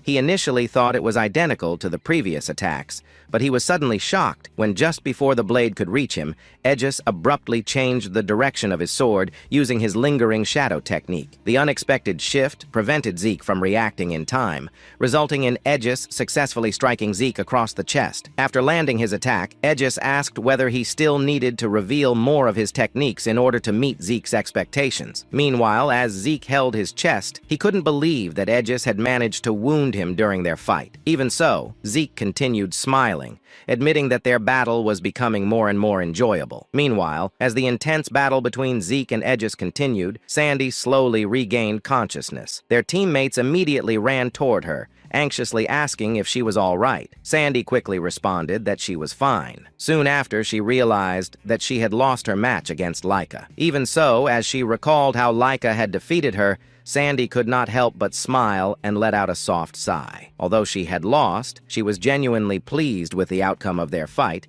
and with Laika's current strength. After that, Sandy apologized to her teammates, saying that if she had won, they might still have had a chance to secure the special mission. However, her teammates immediately protested, insisting that they were the ones who should apologize for being a burden to her and Aegis. They all bowed their heads in front of Sandy, but she firmly told them that what they were thinking was not true. According to Sandy, their opponents were simply that strong. She added that they just needed to train harder so they would not lose again next time. Hearing this, her teammates felt encouraged and regained their spirits. Sandy then asked whether the match between West Hall and South Hall had already begun, but one of them pointed toward the ongoing battle, saying that for some reason the current match was still going on. She also told Sandy that the fight happening right now was truly incredible. When Sandy looked toward the arena and saw the two fighters clashing, she could not help but feel shocked and wonder what was happening. She immediately realized that Aegis was using the 5 aura blades, which meant he was fighting seriously with his full strength. As Sandy continued watching the battle between Zeke and Aegis, she remembered what Laika had told her that among their group, Zeke was the strongest. That memory made her fall silent, as she had not fully believed Laika's words before, but now she understood that they were true. Meanwhile, Aegis used his 1,000 battle-style technique, called 5 Shadow, to attack the protagonist, but Zeke easily evaded it. Sweat immediately ran down Aegis's cheeks, as he could not believe that even that technique had failed to work against Zeke. On top of that, Aegis said that after fighting this much, Zeke was not even out of breath, and he immediately asked what kind of body Zeke possessed. Zeke simply replied that it was nothing special, that he had just put a lot of effort into training his basic stamina. He added that techniques are good, but fundamentals are just as important. I see, Aegis responded, saying that if that was the case, he would focus more on training his body from now on. He then used his ability once again to attack the protagonist, but with only his arms. Zeke shattered every single strike directed at him. At that moment, Zeke assessed that the blade's hardness, sharpness, generation speed, and range were around the lower upper tier overall. But considering Aegis's age, he could become very interesting in the future. Zeke smiled as he realized that through this battle with Aegis, he had finally confirmed something: the difference between 1,000 years ago and the present era. According to Zeke, in the martial arts of 1,000 years ago, the motion of the attack itself was paramount. The essence of martial arts was to express all creation through one's techniques, and source power was merely supplementary. But in the modern era, by manifesting source power, practitioners express all of creation through it. In other words, handling source power itself has become the essence of modern martial arts. As he continued evading the attacks, Zeke thought to himself that he had been foolish. He had focused so much on the techniques themselves that he had failed to notice this shift for so long. Even so, he found the changes of the past 1,000 years fascinating beyond measure. Meanwhile, as Aegis continued attacking, he realized that all his strikes were being perfectly countered by Zeke. He could only conclude to himself that Zeke was truly a superhuman. Rangus and the others remained deeply worried, and Rangus mentioned that the fight had already lasted for over an hour with no sign of ending. Laika, however, calmly said that neither of them was normal, but their battle would probably be over soon. Aegis then told Zeke that it looked like he had already finished observing all of his movements this time. Zeke did not deny it and said that their fight had been a truly wonderful experience. Aegis replied, "I think so too." Suddenly, the protagonist declared that he would pay his respect to Aegis. Therefore, what he had learned from their battle he would now present to Aegis as a new technique. As Zeke clenched his fist, Aegis suddenly felt an overwhelming pressure. Aegis laughed, saying that now he understood why he could not defeat Zeke. Even so, he gathered his full power and activated the 1,000-blade-style secret technique called 5-Blade Ultimate Strike, declaring that he would continue struggling until the end. However, before Aegis could launch his attack, Zeke suddenly leaped high into the air. While suspended above the arena, he gathered his source power into his fist and unleashed a rain of massive golden fists across the entire arena. This technique was Zeke's new move, the modified second form of his Dragon Destruction combat arts, which he called Fist Star. As a result, consecutive explosions erupted throughout different parts of the arena, causing the students watching to panic. When the attack finally struck Aegis, a tremendous explosion shook the entire arena. Reynolds quickly raised his shield to protect his teammates, marveling at the sheer power of Zeke's attack. Sandy, meanwhile, was so stunned that she could only ask who had won the fight. At that moment, Menric declared that they had seen enough and announced the end of the match. As the smoke gradually cleared, Aegis's broken katana became visible. Lying on the ground, Aegis could only laugh, saying that he could not even move a single finger. He admitted that Zeke's strength was overwhelming and that he still had much more training to do if he wished to catch up. Though sweat continued to drip from Zeke due to exhaustion, he smiled as the victory was declared in favor of East Hall. The spectators could hardly believe what they had witnessed, and could not stop asking what kind of battle they had just seen, as well as how Aegis had been defeated. Menric then announced that they would repair the arena first before starting the match between West Hall and South Hall, instructing everyone to begin preparing. Rangus and the others were filled with admiration and joy, as they had not expected Zeke to defeat Aegis. Leica commented that Zeke had once again destroyed the arena, and that he was strange in so many ways. Zeke immediately asked what she meant, adding that what mattered most was that he had won. He then said that whatever Leica meant was not important right now, because what they needed to focus on was watching the upcoming match between West Hall and South Hall. "That's right," Leica agreed, adding that another candidate for the position of family head would be participating in the next match, none other than Vanille Fafnid Eldrian. After the battle between Aegis and Zeke, Zeke asked Rangus if he had gone a bit overboard, because with that level of destruction in the arena, he thought it would not be repaired anytime soon. However, Rangus told him it was fine, and asked Zeke to look toward the side of the arena. Zeke was completely stunned, and immediately asked how it was possible and how they had managed to restore the arena so quickly. Rangus then explained that the entire arena had been built using a rare stone called etherite, and when someone infused it with source power, it could restore itself to its original form. Upon hearing this, the protagonist immediately realized that this was yet another incredible material that had appeared during the 1,000 years he had been gone. As Zeke continued to marvel at the sight, Rangus added that using such an expensive material to construct an arena of this size was truly astonishing. While smiling, Zeke said that West Hall seemed to have the best overall quality, but South Hall also had some strong-looking fighters, so he wondered how their battle would turn out. However, contrary to Zeke's expectations, the match between West Hall and South Hall became utterly one-sided. As the dust gradually settled, the examiner remained fixed on him, unease clouding his expression. The outcome did not sit right. Kikaso had shown enough ability to challenge Lirasar before, yet this battle had ended in a crushing, almost unnatural landslide. Venantial broke the silence with a hollow, penetrating stare. He asked whether the fight was truly over, his tone implying he was more than willing to continue. The pressure radiating from him was suffocating. Sensing the oppressive shift in atmosphere, the examiner quickly announced the end of the match and declared Venantial the victor representing the West Wing. The next announcement followed immediately. The final round would be East Wing versus West Wing. It would begin in 1 hour. Attention soon shifted away from the victor. Members of the defeated team rushed to their fallen comrade. They lifted her carefully, alarm written across their faces. The injuries she sustained were catastrophic, far beyond what anyone had anticipated. Daniel's final strike had left her hovering on the edge of collapse. Leica stood frozen, disbelief evident in her eyes. She had never imagined Lura would be overwhelmed so completely. Not far from her, Zeke observed in silence. Something felt off. The difference in skill between the two two fighters had not appeared so vast at the beginning. Yet throughout the fight, the girl's ether flow had fluctuated erratically. It had wavered at critical moments, as though destabilized from within. That instability had shaped the outcome. Even the judge's conduct seemed questionable. The count had felt abrupt, almost deliberately shortened. The entire situation left Zeke with a lingering suspicion that something behind the scenes had influenced the result. His blonde teammate muttered in disbelief that Elora of the Sonar family had been rendered utterly defenseless. Still, he admitted that a candidate for the next boss would naturally operate on an entirely different level. A blue-haired girl, visibly shaken,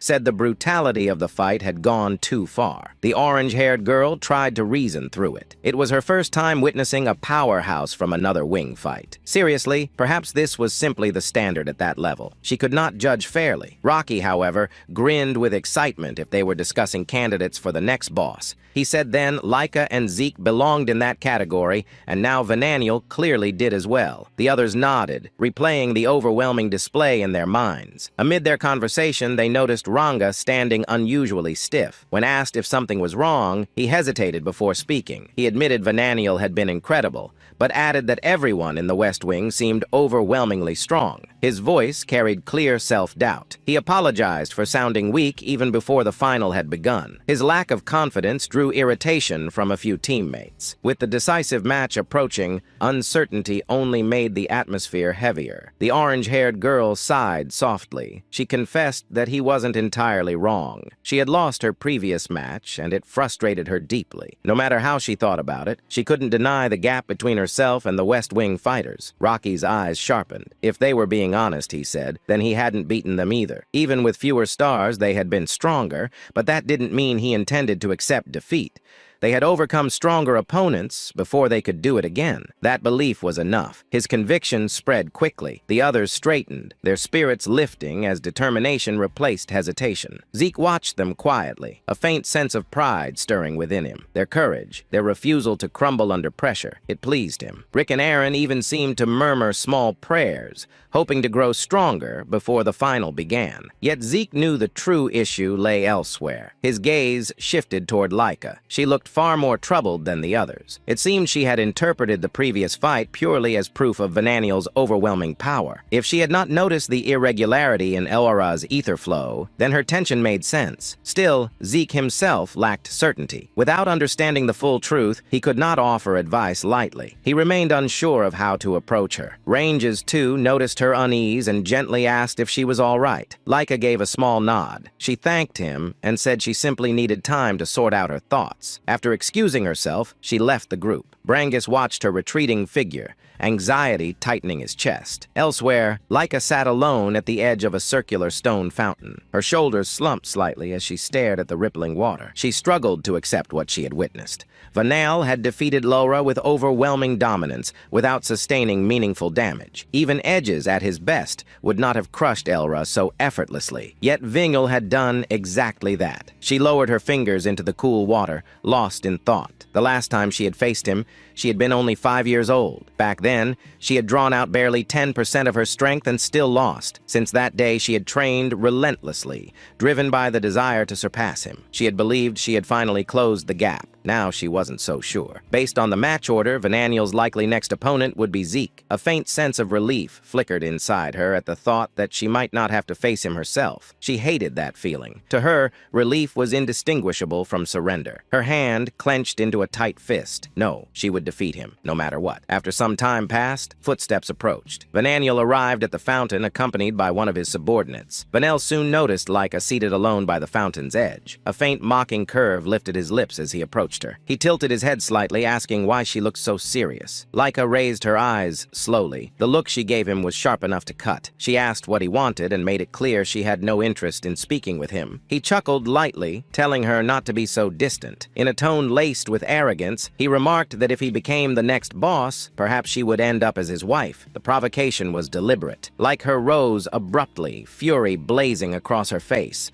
She ordered him to shut his mouth and declared that she would be the one to take the position of boss. Vananiel did not move. His posture remained relaxed, almost lazy. He pointed out that she had already doubted her own chances. It was no surprise, he added, that she had never managed to defeat him. Not in the past, and certainly not now. The match that had just concluded only proved the gap between them. Laika refused to hear another word. She turned and began to walk away. His grin deepened. He reached out and placed a hand on her shoulder, stopping her in place. He leaned closer, voice lowering as he insisted she knew she could not win. When she angrily told him to stop talking, his expression hardened, his grip tightened, and he pressed her to admit the truth that she had never beaten him and never would, if she simply accepted it and submitted. He said he might even treat her well. That was the final spark. Laika forcefully shrugged off his hand and shouted at him to quit his nonsense. Without sparing him another glance, she stormed away, her steps sharp with anger. Vaniel watched her retreating figure. For a moment, irritation flickered across his face. He muttered under his breath that she was not charming at all. Still, in his mind,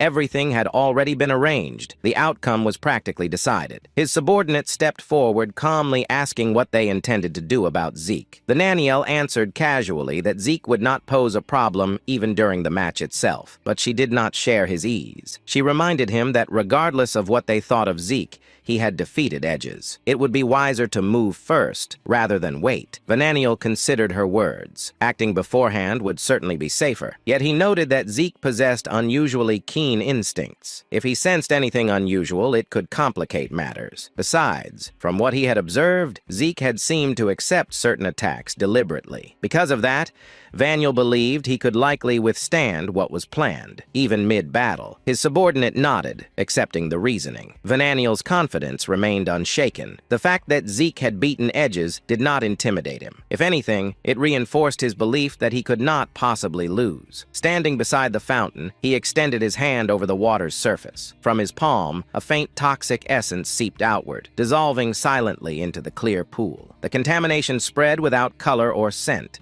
blending seamlessly until no trace remained. He withdrew his hand. In his mind, the conclusion was simple. This fight would belong to them. Rick was tense as he clenched his fist and declared that it had finally arrived. The girl, equally nervous and shaken, looked at Rick with visible anxiety, gritted his teeth and thought about their situation.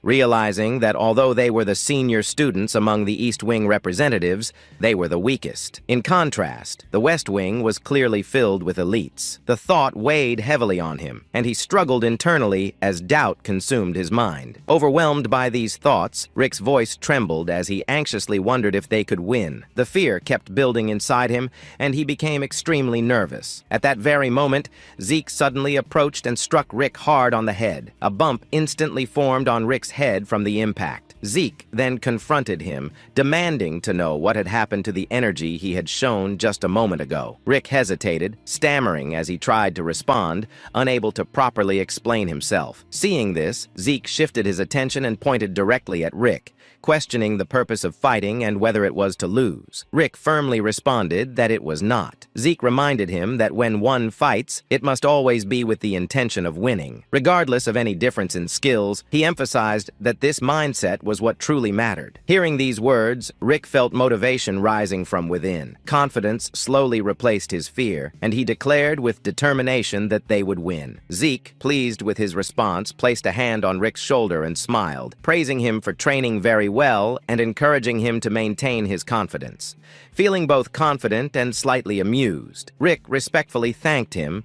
Zeke then decided to offer a small but important tip. He advised Rick to relax his shoulders more. Confused, Rick sought clarity. Zeke carefully explained that the high-strength fist technique concentrates all force onto a single point of impact. If too much effort is applied in the wrong way, the force that should be concentrated becomes dispersed. To demonstrate, Zeke placed both hands on Rick's shoulders and encouraged him to relax. Following the guidance, Rick felt a renewed surge of confidence. He expressed that he now felt capable of winning and sincerely thanked Zeke, praising his relaxation technique as the best. Zeke felt proud upon hearing this. With firm confidence and satisfaction, he encouraged Rick to go forward and win. After being motivated by Zeke, Rick headed toward the duel like a happy kitten. Titan, cheerfully chanting that they would definitely win. His earlier fear had completely transformed into excitement and determination as he walked away with renewed confidence. Zeke watched him from behind, observing his energetic stride. Laika broke the silence, remarking that something felt curious. Zeke calmly asked what she found so curious. She pointed out that he had not learned the great force fist technique, yet he seemed to understand it very well. She added that sometimes he appeared to know a great deal about other martial arts, too. She questioned the reason behind it and admitted that it felt strange. Zeke responded with a calm smile, assuring her that it was not a silly question at all. His tone suggested that there was indeed something more. However, his expression soon turned serious as he continued. Hearing his words, Laika's eyes widened in shock. Then, suddenly shifting back to a smile, Zeke pointed at himself and declared that the reason was simply because it was him. His confident and playful response broke the tension instantly. Laika, now clearly annoyed, remarked that she had been foolish to ask him such a serious question in the first place. Meanwhile, Rick stood confidently before his opponent. As he stared ahead, he thought about the incredible fighter he had witnessed in the first battle. The memory remained vivid in his mind. However, this time, his resolve was firm. He strengthened his determination and vowed within himself that he would not lose again. Rick's opponent stood before him with a cold and arrogant attitude. With a dismissive scoff, he mocked Rick, declaring that a nobody who had lost to the North Wing had no right to wear such an arrogant expression. His pride was evident in his posture and tone. In response, Rick answered with equal arrogance, carrying himself like an alpha male. He boldly declared that he was no longer the same person as before. His opponent reacted with a dirty grin spreading across his face, doubting that Rick had truly changed at all. At that very moment, the examiner formally announced the beginning of the first match between the East Wing and the West Wing. The atmosphere in the arena tightened as the signal to start echoed through the battleground. The instant the match began, Rick's opponent drew his dagger and charged forward at full speed to attack. As he rushed in, he shouted that Rick should stop talking nonsense and accept reality. He insisted that no one could change within just a few hours. He taunted Rick further, reminding him that only minutes ago he had been nothing more than a weak loser, mouse pretending to act like a tiger. The sudden burst of speed and aggression shocked Rick. His eyes widened as he witnessed the ferocity of the incoming attack. His opponent lunged forward mid-air with an intense shouting expression. He held short blades in both hands, and bright green, wind-like energy spiraled around him in a powerful aura. The energy formed sharp, curved streaks that emphasized overwhelming speed and destructive force, making it clear that he was unleashing a special attack. Rick's opponent executed the combat insect dagger technique, specifically the devastating mantis cut. The technique sliced through the air with tremendous pressure. Faced with such a powerful strike, Rick barely managed to block it by crossing both of his hands together in front of him. Even though he succeeded in defending himself, the force of the impact sent him flying far across the arena. He crashed to the ground at a distance. Yet, despite the blow, he still managed to stand back up. Seeing Rick recover angered his opponent. Jealousy and rage burned in his eyes. Consumed by fury, he gripped both daggers again and dashed toward Rick at the speed of light for another assault. This time he unleashed an even more terrifying technique known as Total Devour of the Lobster. The sheer power of this strike left everyone watching in complete shock. The audience was stunned by the overwhelming energy radiating from the attack. Rick could barely defend himself and was forced to block the strike with his bare hands. His opponent began laughing mockingly, ridiculing Rick's condition and questioning what had gone wrong with him. He sarcastically reminded Rick that he was supposed to have changed. Rick continued to groan while gritting his teeth, feeling the immense strength behind those attacks. In his mind, he admitted that the power was overwhelming. However, even as pain surged through his body, he refused to surrender. He resolved that he could not allow himself to be crushed unilaterally. With determination burning in his heart, he promised himself and his head that this time, no matter what happened, he would definitely win. Despite his injuries, Rick forced himself to move, gathering all his remaining speed, energy, and power. He began launching a relentless barrage of punches toward his opponent. Each strike carried desperation and determination. However, his opponent effortlessly dodged every single punch with smooth footwork and superior agility. While evading, he mockingly called Rick a fool and declared that such attacks would never reach him. In the next instant, the opponent slipped behind behind Rick and stabbed him in the back with a dagger. Blood spilled from the wound, staining his clothes. Rick gritted his teeth and groaned in pain as the sharp sensation shot through his body. Even while suffering, Zeke's earlier words echoed clearly in his mind. He realized that if he continued fighting like this, he would never be able to reach his opponent. Confusion filled his thoughts as he wondered what he should do. Then the memory continued to replay in his head. He remembered the encouragement to move forward. He recalled the instruction to relax a little. He remembered the explanation that the powerful fist technique concentrates all force onto a single point of impact. Breathing heavily, Rick wiped the blood from his mouth. His eyes hardened with resolve. He understood that this was an all-or-nothing moment. It had become a true situation of do or die. Meanwhile, his opponent once again prepared to finish the fight. Holding two daggers firmly in both hands, he positioned himself for another decisive strike. This time, Rick did not panic. He steadied his stance and prepared himself to block the incoming attack. His opponent screamed as he charged forward aggressively. In that instant, he unleashed another technique known as the flash of the stinging bee. But this time, Rick did not feel fear when facing the attack. Instead of widening his eyes in shock, he formed a confident grin. With unwavering determination, he declared that he had finally caught him. Seeing Rick's sudden change, his opponent became furious. He gritted his teeth in anger and, unable to understand what was happening, demanded to know what Rick was doing. Rage and disbelief were clearly written across his face. In that decisive moment, Rick clenched his fist tightly. A powerful yellow aura began to surge from his hand, radiating intense energy. Without hesitation, he grabbed the incoming blade with his bare hand. The sharp edge dug into his palm. Yet he refused to let go. His grip was firm, unshakable, and filled with resolve. With a loud scream, fueled by determination, Rick declared that it was now time for his Great Strength Fist technique. He invoked the name of the Great Strength Fist as his energy intensified. Instantly, a fiery aura burst from his fist, blazing with overwhelming power. The flames of energy wrapped around his arm as he drove his punch forward with incredible force. Rick then delivered a devastating blow to his opponent. The impact was so harsh and powerful that his opponent was sent flying across the arena. He crashed violently into the wall, shattering parts of it upon collision.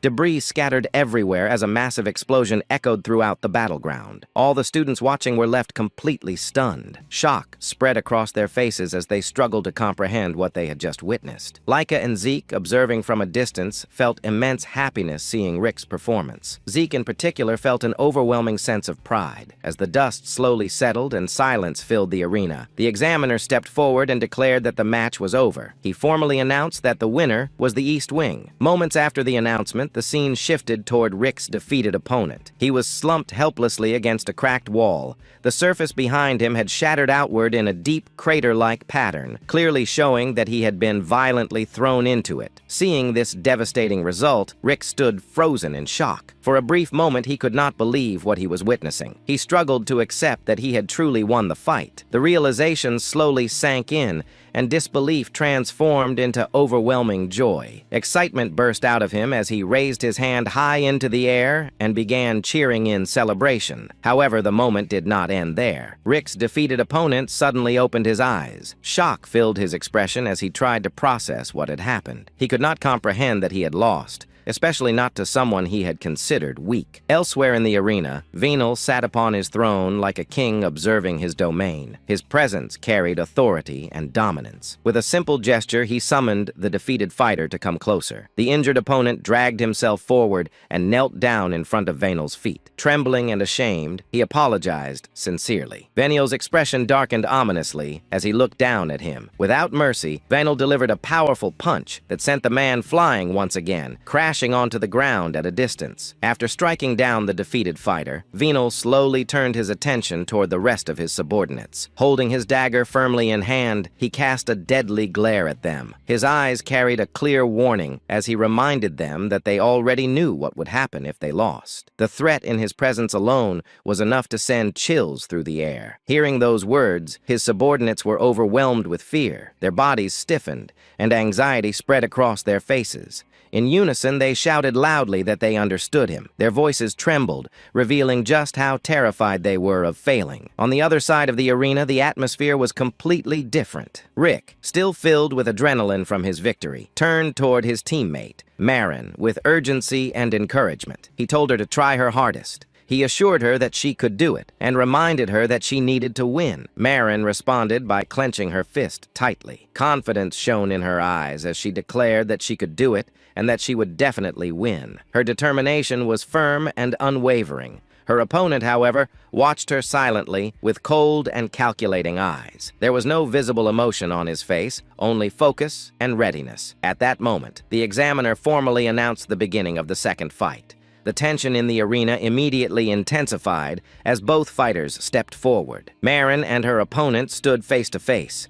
Without hesitation, Marin rushed forward with intense power, gripping her sword tightly. Her movements were sharp and fearless. Opposite her, her red-haired opponent stood prepared in a solid defensive stance, holding a spear with precision. With fierce determination, Marin gathered her full power and launched an aggressive attack at her opponent using her sword. She screamed as she activated her sword technique of red fire, unleashing the devastating spark cut. Her expression turned sharp and fearless as fiery energy surrounded her blade. The sword glowed bright yellow, oran, flames spiraling around it as she propelled herself forward through the air with explosive speed. Meanwhile, the red-haired fighter steadied himself. Holding his spear firmly, he took a defensive stance. The burning arc of Marin's attack tore through the air toward him, signaling an imminent and powerful clash. In response, the red-haired spear user suddenly stepped forward with aggression. He swung his spear in a wide, sweeping arc.